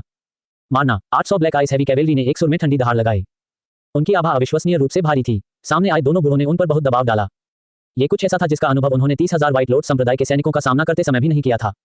ऐसी प्रतिष्ठा के साथ इसमें कोई संदेह नहीं था कि ये दोनों स्थलीय अमर होंगे। अध्याय -15 अमर भूमि एक लहर द्वारा छीन ली गई। अज्ञानी चींटियों का एक झुंड। लाल बालों वाले बूढ़े ने उपहास किया। ब्लैक आइस हैवी कैवेलरी कुलीन वर्ग की है, ये सच है। उनके पास स्थलीय अमर से लड़ने की शक्ति है, ये सच है। लेकिन वह पूरी तरह से black ice heavy cavalry unit होगी। ईमानदारी से कहूं तो ये तथ्य कि 800 black ice heavy cavalry white Lord संप्रदाय के 30,000 सैनिकों को काट सकती थी, उसे पहले ही आश्चर्य हुआ, लेकिन ये सब कुछ था। अंततः स्थलीय अमर लोक तक पहुंचे बिना कोई चींटी होने का सार नहीं बदल सकता। एक स्थलीय अमर के रूप में वह अकेले ही एक सेना को दबा सकता था। मात्र 800 भारी घुड़सवार सेना के लिए उस पर हमला करने का साहस करना सीधे तौर पर उसका अपमान था। दरार, ओए ये कैसे संभव है? प्रारंभ में लाल बालों वाला बूढ़ा व्यक्ति बहुत आश्वस्त था। हालांकि जैसे ही उसका हमला ब्लैक आइस हैवी कैवेलरी से जुड़ा, एक भयानक शक्ति सामने आई जिससे उसका दिल कांप उठा। सही अर्थों में उसकी शक्ति सीधे तौर पर बिखर गई। इस समय ऐसा लग रहा था जैसे उसके शरीर पर बिजली एक भारी हथौड़े की चोट से एक नाजुक दर्पण बन गई है, जो चटकने की आवाज के साथ टूटकर धूल में बदल गई है। लाल बालों वाले बूढ़े व्यक्ति को अत्यधिक अविश्वास की भावना महसूस हुई। वह एक स्थलीय अमर महान जिया की सैन्य शक्ति का शिखर था। भले ही युद्ध में उसका सामना अपने से अधिक शक्तिशाली किसी व्यक्ति से हो, हार के संकेत दिखाने से पहले उसे कम से कम दर्जनों वार करने में सक्षम होना चाहिए। लेकिन अब चींटियों के एक समूह के साथ शक्ति के क्षणिक संघर्ष के बाद उसकी शक्ति टूट गई थी। वह इसे स्वीकार नहीं कर सका। उन्होंने इस बात पर विश्वास करने से बिल्कुल इनकार कर दिया कि ब्लैक आइस हैवी कैवेलरी के एक समूह के पास ऐसी शक्ति हो सकती है। यदि 800 ब्लैक आइस हैवी कैवेलरी ऐसी उपलब्धि हासिल कर पाती तो ग्रेट जिया का इस हद तक पतन नहीं होता। ये वह है। जल्द ही उसे समस्या का एहसास हुआ। उसे दबाने वाली यह शक्ति स्पष्ट रूप से किन के उस युवा राजकुमार से आई थी। ओए, लेकिन ये कैसे संभव है? अगर ऐसा है तो ये मामला और भी अविश्वसनीय हो गया। कुछ दिन पहले वह किन के राजकुमार से अपरिचित था। हालांकि हाल के दिनों में प्रिंस ऑफ किन की क्रूरता की खबरें हर जगह फैल गई थीं। उसने किन के इस राजकुमार के बारे में भी सुना था। वह जानता था कि दूसरा पक्ष केवल 18 वर्ष का था। इस युग में यहाँ तक कि गुजी संप्रदाय में भी, जिसकी विरासत 10,000 साल पुरानी थी, सर्वोच्च उपलब्धि केवल एक ग्रेट ग्रैंड मास्टर ही होगी। वो भी पहले से ही बहुत मजबूत था। वर्तमान में उनके गुजी संप्रदाय में ग्रेट ग्रैंड मास्टर दायरे में जिन लोगों को प्रोडिजीज कहा जा सकता है, वे ग्रेट ग्रैंड मास्टर दायरे में प्रवेश करते समय लगभग 50 वर्ष के थे। 18 साल की उम्र में ग्रैंड मास्टर बनने के लिए कोई व्यक्ति पहले से ही गुजी संप्रदाय के आंतरिक संप्रदाय में प्रवेश कर सकता है और किसी भी बल में प्रोडिजी कहला सकता है। यहाँ तक कि बीते समय का मार्शल गॉड भी उससे ज्यादा कुछ नहीं था। हालांकि अगर उनकी धारणा गलत नहीं थी, उनसे पहले किन के राजकुमार ने पहले से ही स्थलीय अमर क्षेत्र में कदम रखा होगा, न कि केवल एक साधारण स्थलीय अमर क्षेत्र में। सबसे महत्वपूर्ण बात यह है कि ग्रेट जिया की परंपरा के अनुसार शाही वंश ने एज और हेवन सम्राट कला की खेती की। इस कल्टीवेशन तकनीक को अपनाना कितना डरावना था, इसे दुनिया पर मार्शल गॉड के पूर्ण शासन से देखा जा सकता है, और कैसे उसने असहमति के कारण पीक टेरेस्ट्रियल इमोर्टल दायरे को खत्म कर दिया, जिससे पीढ़ियों का अंतर पैदा हो गया। किसी को पता होना चाहिए कि जब मार्शल भगवान सत्ता में थे तो 4 साधु संप्रदाय, हालांकि बड़े संप्रदाय माने जाते थे, शीर्ष स्तर के नहीं थे। ये ठीक इसलिए था क्योंकि उन 2 शीर्ष स्तरीय संप्रदायों ने मार्शल गॉड का विरोध किया था कि उसने सीधे तौर पर उन्हें नष्ट कर दिया और दबा दिया, और उनमें से 5 पीक टेरेस्ट्रियल इमोर्टल रियलम विशेषज्ञ मारे गए। इतना ही नहीं, उत्तरी चरागाह भेड़िया जनजाति को भी मार्शल गॉड ने अकेले ही नष्ट कर दिया था। एजियोर हेवन सम्राट कला की दबंग प्रकृति भयानक रूप से स्पष्ट थी। यदि यह व्यक्ति इतनी कम उम्र में ऐसे दायरे में पहुंच गया होता तो ग्रेट जिया नष्ट नहीं होता और एक और समृद्ध युग की शुरुआत भी कर सकता था, और वह केवल 18 वर्ष का था। यह प्रतिभा मार्शल गॉड की प्रतिभा से कहीं अधिक भयानक थी। उस युवक को शांत भाव से देखते हुए लाल बालों वाला बूढ़ा व्यक्ति अतुलनीय रूप से भयभीत था। हालांकि उनके पास कुछ भी कहने का समय नहीं था। ब्लैक आइस हैवी कैवेलरी सीधे उसके शरीर से होकर गुजरी। 800 भारी घुड़सवार गरज रहे थे, उनके लंबे भाले उसके शरीर को बार बार छेद रहे थे, और एक लहर के बाद उसका शरीर पूरी तरह से चकनाचूर हो गया, मृत से भी बदतर। मौन गुजी संप्रदाय के शिष्य जो बहुत पीछे चल रहे थे, यह उम्मीद करते हुए कि किन के अभिमानी राजकुमार को उनके बुजुर्ग ने गंभीर रूप से थप्पड़ मारा था, चौड़ी आंखों से देखा। विशेष रूप से झाओ युवानहाओ, जिसे ले जाया जा रहा था, उसने जोर से पलकें झपकाईं। उसे संदेह हुआ कि वह मतिभ्रम कर रहा है। यदि वह गलत नहीं था तो जिसे धूल में मिला दिया गया था वह स्थलीय अमर क्षेत्र में उनके संप्रदाय का बुजुर्ग होना चाहिए। क्या यह मजाक था? वह एक स्थलीय अमर था जो ग्रेट जिया में सबसे शीर्ष स्तरीय व्यक्ति था। वह एक ऐसी शख्सियत थे जो 10,000 सैनिकों के बीच भी स्वतंत्र रूप से घूम सकते थे। वह था, संक्षेप में, यह एक अविश्वसनीय रूप से शक्तिशाली क्षेत्र था। उसने मूल रूप से दूसरे पक्ष से अपेक्षा की थी कि वह उस घृणित राजकुमार किन को कुछ थप्पड़ मारेगा, लेकिन अब किन का राजकुमार ठीक था और उनका अपना बुजुर्ग चला गया था। ये तो बस एक मजाक जैसा था। इस पल उनका तो जिक्र ही नहीं, यहाँ तक कि ब्लैक आइस हैवी कैवेलरी भी, जिन्होंने हमला किया था, अवाक रह गए थे। वे इतने उग्र कब हो गए? एक ही आरोप ने एक स्थलीय अमर को मार डाला। इससे पहले वे मरने के लिए तैयार थे। विशेष रूप से ब्लैक आइस हैवी कैवेलरी के कमांडर के मन में और भी अधिक विचार थे। बैककोट अब यह एहसास व्हाइट लॉर्ड संप्रदाय की सेना को खत्म करने जैसा ही लग रहा है। ओए, वह शक्ति कहां से आई? उसने अचानक अपना सिर घुमाया, उसका दिल बुरी तरह हिल गया और उसके दिमाग में एक साहसिक विचार उभरा। लेकिन यह असंभव था। उसका दायरा निम्न था, इसलिए वह केवल कल्पना पर भरोसा कर सकता था और समस्या का पता नहीं लगा सका। मुख्य रूप से लू फेइफान का दायरा बहुत ऊंचा था और उसकी शक्ति पर नियंत्रण बहुत दिव्य था, लगभग दोषरहित था, इसलिए अपर्याप्त दायरे वाले लोग वास्तव में कुछ भी पता नहीं लगा सकते थे। यही कारण है कि पहले जब ब्लैक आइस हैवी कैवेलरी ने व्हाइट लॉर्ड संप्रदाय को पार किया था, हालांकि उन्हें कुछ हद तक अवास्तविक लगा, उन्होंने इसके बारे में ज्यादा नहीं सोचा। हालांकि इस बार यह अलग था। वे एक सच्चे स्थलीय अमर का सामना कर रहे थे और यह उनके दिलों में जो अर्थ दर्शाता था वह व्हाइट लॉर्ड संप्रदाय के 30,000 सैनिकों से भी अधिक था। इसलिए बिना किसी प्रतिरोध के प्रतिद्वंद्वी को धूल चटाने के बाद उन्हें तुरंत लगा कि कुछ गलत हुआ है। उसे संदेह था कि उसके राजकुमार को कोई समस्या हो सकती है। लेकिन उसके राजकुमार की उम्र कितनी थी? 18। सामान्य लोगों में ये पहले से ही वयस्कता थी। हालांकि शक्तिशाली लोगों की दुनिया में ये सिर्फ शुरुआती चरण था। वर्तमान शाही परिवार की तो बात ही छोड़ दें, यहाँ तक कि जब मार्शल गॉड सत्ता में थे और शाही संसाधन अपने चरम पर थे, तब भी ऐसी बेतुकी स्थिति कभी नहीं आई थी। और इस वक्त घटनास्थल पर जीवित लोगों में से एकमात्र व्यक्ति जो स्पष्ट रूप से जानता था कि हमलावर कौन था, वह सफेद वस्त्रधारी बुरा व्यक्ति था। इस समय हल्की हवा के कारण उसका कभी पहाड़ जैसा हाथ थोड़ा कांपने लगा। भयावह, बहुत भयानक, यहाँ तक कि वह एक पार्थिव अमर भयभीत था। अभी अभी उसे तुरंत ही कुछ गड़बड़ी का पता चल गया था। उसने मदद के लिए ऊपर जाने के बारे में सोचा था, लेकिन नीचे रखने से पहले उसने केवल अपना हाथ थोड़ा ऊपर उठाया, क्योंकि उस समय उसके सिर पर एक तेज तलवार लटकती हुई प्रतीत हो रही थी, जिससे उसे यह आभास हो रहा था कि यदि वह हिला तो वह मर जाएगा। उस पल में उसका दिल अत्यधिक घबराहट से भर गया, खतरे की घंटियां जोर से बज उठी और मौत की भावना ने उसकी आत्मा में लहरें पैदा कर दी। उसी क्षण उन्हें समस्या का पता चल गया। किन का वह राजकुमार जो केवल 18 वर्ष का था और जिसके बारे में इससे पहले कोई जानकारी प्रसारित नहीं हुई थी, वह आतंक का स्रोत था। अध्याय 16, गुजी संप्रदाय का निर्णय। एक स्थलीय अमर, निश्चित रूप से एक स्थलीय अमर। इसके अलावा प्रारंभिक चरण में नहीं, कम से कम मध्य चरण में या यहाँ तक कि शिखर पर भी सवाल से बाहर नहीं है। यह एक अनुमान क्यों है? मुख्य रूप से क्योंकि एजियोर हेवन एम्परर आर्ट को विकसित करना कितना शक्तिशाली है। शाही परिवार में ऐसे बहुत से लोग नहीं हैं जिन्होंने लंबे समय तक एजियोर हेवन एम्परर आर्ट को मध्य स्तर तक विकसित किया हो। ये सिर्फ इतना है कि प्रत्येक पीढ़ी के सम्राट गुप्त विरासत तकनीकों पर भरोसा करते हुए केवल प्रारंभिक चरण तक ही पहुंचे। लेकिन फिर भी ग्रेट जिया के भीतर कुछ ही लोग थे जो उससे मुकाबला कर सकते थे। और ऐसा कहा जाता है कि ऐसा इसलिए है क्योंकि एजियोर हेवन सम्राट कला विशेष है। उसे अपनी वास्तविक शक्ति को उजागर करने के लिए चरम पर होना आवश्यक है, अन्यथा ये और भी अधिक भयानक होगा। हालांकि उसे इस बात पर यकीन नहीं हो रहा था। हालांकि सफेद लबादे वाले बूढ़े आदमी को लगा कि उससे पहले किन के राजकुमार के स्थलीय अमर शिखर तक पहुंचने की उच्च संभावना थी। वह प्रकार जिसने एजियोर हेवन सम्राट कला को इस चरण तक विकसित किया। यदि ऐसा होता तो यही कहा जा सकता था कि यह बालक भयानक रूप से दुर्जय था। क्या ऐसा हो सकता है कि ग्रेट जिया का वास्तव में नष्ट होना तय नहीं है? क्या स्वर्ग का आदेश अभी भी ग्रेट जिया के पास है? किसी को यह जानना चाहिए कि क्यों सभी दलों का मानना था कि ग्रेट जिया बर्बाद हो गया था। इसके अलावा ग्रेट जिया के सम्राट का जीवनकाल हर पीढ़ी के साथ छोटा होता जा रहा है और गुणवत्ता बदतर होती जा रही है। एक अफवाह यह भी थी कि ग्रेट जिया इंपीरियल परिवार इस बिंदु पर आ गया था। इसे एजियोर हेवन एम्परर आर्ट द्वारा बनाया और तोड़ा गया था। उदाहरण के लिए इंपीरियल कबीले के नियमों के अनुसार केवल सम्राट के वंश ने एजियोर हेवन सम्राट कला की खेती की। कहने का तात्पर्य यह है कि सिंहासन के लिए प्रतिस्पर्धा करने में असफल होने के बाद अगली पीढ़ी अन्य खेती तकनीकों को अपनाना शुरू कर देगी, मुख्यतः क्योंकि एजियोर हेवन एम्परर आर्ट को विकसित करना बहुत कठिन था। और शाही परिवार ने यह सुनिश्चित किया कि प्रत्येक पीढ़ी का सम्राट कम से कम स्थलीय अमर प्रारंभिक चरण में हो, जो वास्तव में शाही कबीले की एक गुप्त तकनीक खेती की विरासत थी और केवल शाही परिवार ही इसकी बारीकियों को जानता था। हालांकि ऐसी अफवाहें थीं कि इस गुप्त तकनीक के लिए उत्तराधिकारी को बड़ी कीमत चुकानी पड़ती थी और सम्राट का जीवनकाल लगातार कम होता जा रहा था। हालांकि यह एक अफवाह थी, लेकिन ज्यादातर लोगों को यह बहुत विश्वसनीय लगी। और गणना के अनुसार वर्तमान सम्राट गुआंगजोंग के बाद शाही कबीले की यह शक्ति अब हस्तांतरित नहीं की जा सकेगी। 8000 वर्षों की विरासत में संचित कमियां के साथ मिलकर, इसलिए हर किसी का मानना था कि ग्रेट जिया का पतन होना तय था। पर अब इस महत्वपूर्ण क्षण में किन के एक राजकुमार ने जो केवल 18 वर्ष का था, विरासत पर भरोसा किए बिना केवल अपने प्रयासों से पहले से ही एजियोर हेवन सम्राट कला को स्थलीय अमर क्षेत्र में विकसित कर लिया था। क्या ये स्वर्ग का आदेश नहीं है? आखिरकार उसे समझ आ गया कि किन का राजकुमार इतना घमंडी और दबंग क्यों था। उन्हें यह भी समझ में आया कि व्हाइट लॉर्ड संप्रदाय की 3 लाख मजबूत सेना का वध क्यों किया गया। और वह और भी अधिक समझ गया कि उसने उन शक्तिशाली कुलीन परिवारों पर कोई दया क्यों नहीं दिखाई। ये कुछ ऐसा था जो मार्शल गॉड ने अपने शासनकाल के दौरान किया था। और यह सब उसकी अपनी ताकत पर विश्वास से उपजा है। और अब किन के राजकुमार को भी अपनी ताकत पर भरोसा था। यह हास्यास्पद था कि उसने पहले सोचा था कि शाही परिवार हर पीढ़ी के साथ खराब होता जा रहा है, न केवल खेती के मामले में बल्कि उनका दिमाग भी खराब हो गया है। फिर भी यह पता चला कि वह जो कर था 500 वर्षों का कर मेरा वुजी संप्रदाय चुकाएगा। सफेद वस्त्रधारी बूढ़ा कठिनाई से बोला। उसका दोस्त एक स्थलीय अमर क्षेत्र विशेषज्ञ मर गया था और वह गुस्से में था, लेकिन वह केवल अंदर ही अंदर गुस्सा कर सकता था। परिस्थितियां लोगों से अधिक मजबूत थीं। किन के राजकुमार की शक्ति ने पहले ही एक बात साबित कर दी थी। आने वाला युग अभी भी महान जिया लू परिवार शाही कबीले का युग होगा। ग्रेट जिया एक बार फिर 1000 साल की महिमा या उससे भी अधिक शक्ति की शुरुआत करेगा। आखिरकार किन का राजकुमार बहुत छोटा था, वह केवल 18 वर्ष का था। इस समय उनके वुजी संप्रदाय को जो करना था वह कम महत्वपूर्ण और आज्ञाकारी होना था, अन्यथा दो शीर्ष संप्रदाय जिनकी दाव विरासत मार्शल भगवान के शासनकाल के दौरान नष्ट हो गई थी, वे वुजी संप्रदाय का भविष्य होंगे। उनका वुजी संप्रदाय ठीक उसी कारण से उभरा था। अभी 500 साल थे, लेकिन आपने करों का विरोध किया, अब 2000 साल हो गए हैं। लू फेईफान ने उदासीनता से कहा, और आपने शाही अदालत के प्रति अनादर दिखाया, इसलिए 1000 साल का अतिरिक्त कर। लू फेईफान ने जोड़ा, धन्यवाद महामहिम, आपकी कृपा के लिए। सफेद लबादा पहने बूढ़े आदमी ने अपनी मुट्ठियां भींच लीं और झुक गया। ये वास्तव में एक कृपा थी, कम से कम इस बार उन्होंने उनके पूरे वुजी संप्रदाय का सफाया नहीं किया। हालांकि प्रिंस ऑफ किन की प्रतिष्ठा हाल ही में फैली थी, लेकिन खबरों से यह देखा जा सकता है कि उनसे बात करना आसान नहीं था। वह अत्यंत क्रूर स्वामी था। किसी संप्रदाय को मिटाना ऐसा कुछ नहीं था जो वह नहीं करेगा। इस स्थिति ने वुजी संप्रदाय का पालन करने वाले शिष्यों को हतप्रभ कर दिया। वुजी संप्रदाय को एक ही बार में 3000 वर्षों का कर चुकाना पड़ता था, और किसी को पता होना चाहिए, ये साल दर साल नहीं बल्कि एक ही बार में भुगतान किया जाता था, जिसे एक गंभीर झटका कहा जा सकता है। लेकिन फिर भी उनके बुजुर्ग को भी धन्यवाद कहना पड़ा। ये वुजी संप्रदाय था जिसे 4 ऋषि संप्रदायों में से एक के रूप में जाना जाता था, जिसने दावा किया था कि जबकि दुनिया ग्रेट जिया की थी, जियांगू 4 ऋषि संप्रदायों की थी। इसके अलावा उनके पास बस एक स्थलीय अमर क्षेत्र का बुजुर्ग था, जिसे शाही अदालत ने उनके संप्रदाय के द्वार पर टुकड़ों में तोड़ दिया था।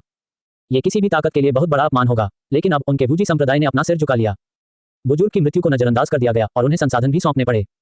ये कैसा अपमान था, किसी को पता होना चाहिए। भले ही एक स्थलीय अमर क्षेत्र के बुजुर्ग की मृत्यु हो गई हो, उनके वुजी संप्रदाय, जिसे 4 ऋषि संप्रदायों में से एक कहा जाता है, शाही शक्ति की अवहेलना करने में सक्षम है। वास्तव में 18 स्थलीय अमर क्षेत्र के बुजुर्ग थे और स्थलीय अमर मध्य चरण में 3 ग्रैंड एल्डर्स थे।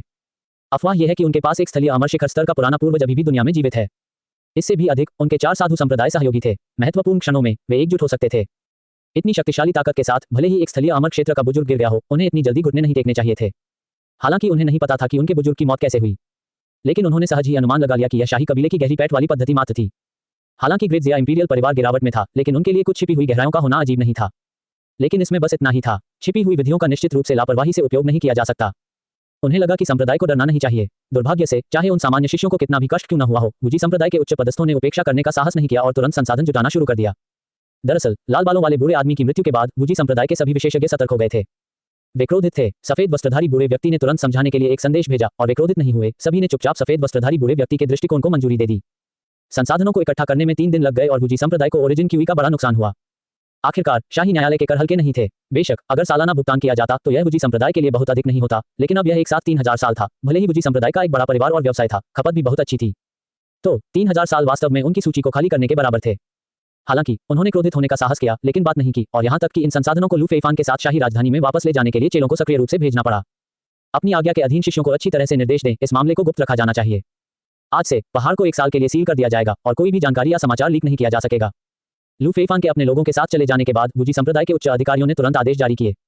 किसी को पता होना चाहिए, इस बार उन्होंने जिन शिष्यों को अनुरक्षण के लिए भेजा था वे थे जो अभी तक स्थिति को नहीं जानते थे, और उन्हें 3 दिनों के लिए इकट्ठा किया गया था और बाहरी समाचारों से अलग कर दिया गया था।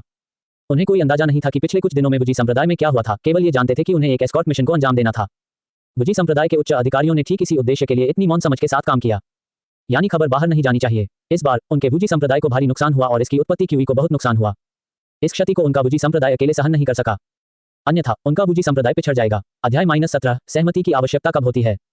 यदि एक परिवार को नुकसान होता है तो वह सच्चा नुकसान है, लेकिन अगर हर किसी को नुकसान होता है तो ऐसा लगता है जैसे कुछ भी नहीं बदला है। इस लिहाज से देखा जाए तो इसका मतलब है कि उन्हें कोई बड़ा नुकसान नहीं हुआ है। इसलिए लू फेईफान की खबर के बारे में केवल वुजी संप्रदाय के उच्च रैंकिंग ताकतवरों को ही जानकारी थी, और वे क्यों डरे, इस पर संप्रदाय के शिष्यों की अलग अलग राय थी, लेकिन वुजी संप्रदाय के एक भी उच्च रैंकिंग अधिकारी ने विशिष्ट जानकारी का खुलासा नहीं किया। इस प्रकार वुजी संप्रदाय के मामले ने बड़ी हलचल पैदा कर दी, लेकिन वुजी संप्रदाय के उच्च पदस्थ अधिकारियों के मजबूत नियंत्रण में कोई अफवाहें लीक नहीं हुई। वुजी संप्रदाय के ताकतवरों को उम्मीद थी कि अन्य ताकतें भी उनकी तरह ही लड़खड़ाएंगी या उससे भी बुरी तरह लड़खड़ाएंगी, विशेषकर अन्य 3 संत संप्रदाय। हालांकि वे एक गठबंधन थे, बाहरी लोगों ने भी कहा कि वे एक दिल और दिमाग वाले थे, लेकिन असल में ये चारों ताकतें प्रतिस्पर्धा में थीं। वर्तमान स्थिति अपरिवर्तनीय थी, इसलिए वे जो सबसे अधिक चाहते थे वह ये था कि अन्य 3 संत संप्रदाय भी उनकी स्थिति का सामना करें, या इससे भी बेहतर, कुछ बदतर। अब वापस सड़क पर वे महिलाएं जिन्हें पकड़ लिया गया था, शाही वेश्यालय में भेजे जाने के अपने भाग्य का इंतजार कर रही थी, पूरी तरह से शांत हो गई थी। 800 ब्लैक आइस हैवी कैवेलरी की आभा अब अपने चरम पर पहुंच गई। हालांकि वे अभी भी इस बात से चकित थे कि उस स्थलीय अमर को कैसे मार दिया गया और गुजी संप्रदाय ने इतनी आसानी से आत्मसमर्पण क्यों कर दिया, इससे उनके आत्मविश्वास में कोई बाधा नहीं आई। शेष यात्रा के दौरान जहां भी ब्लैक आइस हैवी कैवेलरी गुजरी, उन्होंने क्रमिक रूप से कई कुलीन परिवारों और संप्रदायों को नष्ट कर दिया। जैसे ही यह खबर फैली, कुछ छोटे और मध्यम आकार के संप्रदायों सहित प्रमुख परिवारों ने अपनी पारिवारिक संपत्ति समेट ली और खबर सुनते ही भाग गए। उन्होंने ब्लैक आइस हैवी कैवेलरी की उपलब्धियों के बारे में पहले ही सुन लिया था। उनका विरोध करने का कोई इरादा नहीं था। ईमानदारी से कहें तो व्हाइट लॉर्ड संप्रदाय के विद्रोहियों ने भी उन्हें इस मुकाम तक नहीं पहुंचाया था। हालांकि व्हाइट लॉर्ड संप्रदाय भी कोई अच्छी चीज नहीं थी, कम से कम वे अभी भी तर्क कर सकते थे और मोलभाव कर सकते थे। जहां तक किन के राजकुमार की बात है, उसने बिल्कुल भी तर्क नहीं किया। वे जानते थे कि किन के राजकुमार के साथ सौदेबाजी करने का साहस करने के लिए अधिक कीमत चुकानी पड़ेगी और थोड़े से प्रतिरोध के परिणामस्वरूप भी उनके कबीले का विनाश हो जाएगा। ऐसा नहीं था कि कोई भी सेना एकजुट नहीं हुई थी, जो कि क्वीन के युवा राजकुमार को यह बताने के लिए एक डाकू घात लगाना चाहती थी कि इस दुनिया में एक राजकुमार होने का मतलब यह नहीं है कि वह जो चाहे वह कर सकता है। दुर्भाग्य से उन एकजुट ताकतों का नामो निशान तक नाश करके मिटा दिया गया। मूल रूप से यदि वे सीधे शाही राजधानी गए होते तो 8 दिन पर्याप्त होते, लेकिन इस बार आधे महीने से ज्यादा समय बीत चुका था और उन्होंने आधी दूरी भी तय नहीं की थी। इस समय तक राजकुमार पहले ही शाही राजधानी में एकत्र हो चुके थे। जब उन्होंने अपने भाई के बारे में खबर सुनी तो वे सभी अवाक रह गए, खासकर जब उन्होंने सुना कि रास्ते में उसने बड़ी मात्रा में संसाधन लूट लिए हैं। ऐसी अफवाहें भी थी कि उनके वुजी संप्रदाय में जाने के बाद वुजी संप्रदाय के शिष्य उनका पीछा कर रहे थे। उन पर किन के राजकुमार के साथ पाला बदलने का संदेह था। कुछ लोगों ने ब्लैक आइस हैवी कैवेलरी के रैंकों के बीच वुजी संप्रदाय के शिष्यों को देखा। इससे उन्हें विश्वास ही नहीं हो रहा था। वह बहुत ही उग्र था। ये 14वां भाई, मैं लगभग भूल ही गया था कि मेरा भी ऐसा कोई भाई था। पिछले वर्षों में वह शाही भोजों में भी नहीं आता था। बिना आवाज के वह इतना उग्र कैसे हो गया। अब आम लोगों के बीच कुछ अज्ञानी लोग भी हैं जो उनकी तुलना मार्शल गॉड से करते हैं। अगर कोई कहे कि अब लू फेफान की खबर के बारे में सबसे ज्यादा चिंतित कौन था, तो वह उसके भाई थे। वे अनुमान लगा सकते थे कि इस बार उन्हें वापस राजधानी में क्यों बुलाया गया है। जहां तक ग्रेट जिया के वर्तमान सिंहासन की बात है, सामान्य परिस्थितियों में वे वास्तव में समझ सकते थे कि क्या वे उस पर चढ़ सकते हैं। दुर्भाग्य से अभी हालात सामान्य नहीं थे। जो लोग सिंहासन के लिए संघर्ष में असफल हुए वे मर जाएंगे। इसलिए सर्वोच्च स्थिति अपनी अद्वितीय शक्ति के अलावा उनके जीवन और भाग्य के बारे में भी थी। चाहे कुछ भी हो, उन्हें बाहर जाना ही था। हर कोई मूल रूप से अपने भाइयों की स्थितियों के बारे में स्पष्ट था और जानता था कि मजबूत दावेदार कौन थे। उन्होंने इस पद के लिए कैसे संघर्ष करना है, इसके अनुरूप व्यवस्था कर ली थी। लेकिन उन्होंने कभी नहीं सोचा था कि एक भाई जो पहले चुप रहता था और उनके द्वारा लगभग नजरअंदाज कर दिया गया था, वह इतनी ताकत से उभरेगा। हालांकि उसकी विभिन्न हरकतें लापरवाह और मूर्खतापूर्ण लगी, फिर भी वह वास्तव में सफल हुआ। वे महान कुलीन परिवार और प्रमुख कबीले, मेरे नीचे के सभी लोगों ने मुझे बताया कि वे बहुत परेशानी वाले थे और उनसे निपटना मुश्किल था। अब ऐसा लगता है कि वे सभी बेकार हैं।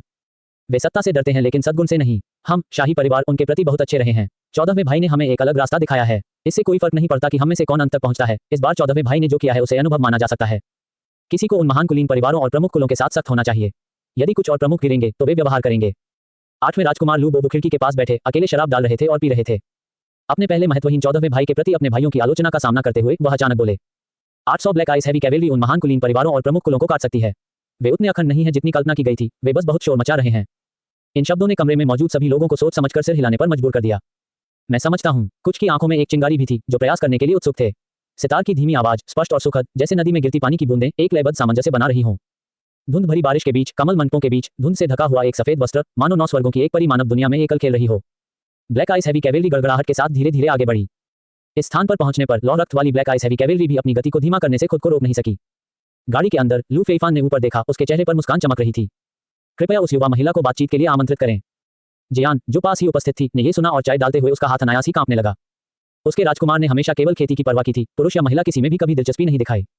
ये पहली बार था जब उसने उसे सक्रिय रूप से किसी को आमंत्रित करते देखा था। और यद्यपि कमल मंडप में युवा लड़की ने हल्का घूंघट पहना हुआ था और अच्छी बारिश और हल्की धुंध के बीच उसकी आकृति धुंधली दिखाई दे रही थी, एक नजर यह जानने के लिए पर्याप्त थी कि वह निस्संदेह अत्यधिक सुंदरता की महिला थी। उसका राजकुमार भी 18 वर्ष का था। हाल के दिनों में उनकी हरकतें पहले से बिल्कुल अलग, बिल्कुल बेलगाम हो गई थी। यदि अब उसमें कुछ वयस्क विचार विकसित हो जाएं तो कोई आश्चर्य नहीं होगा।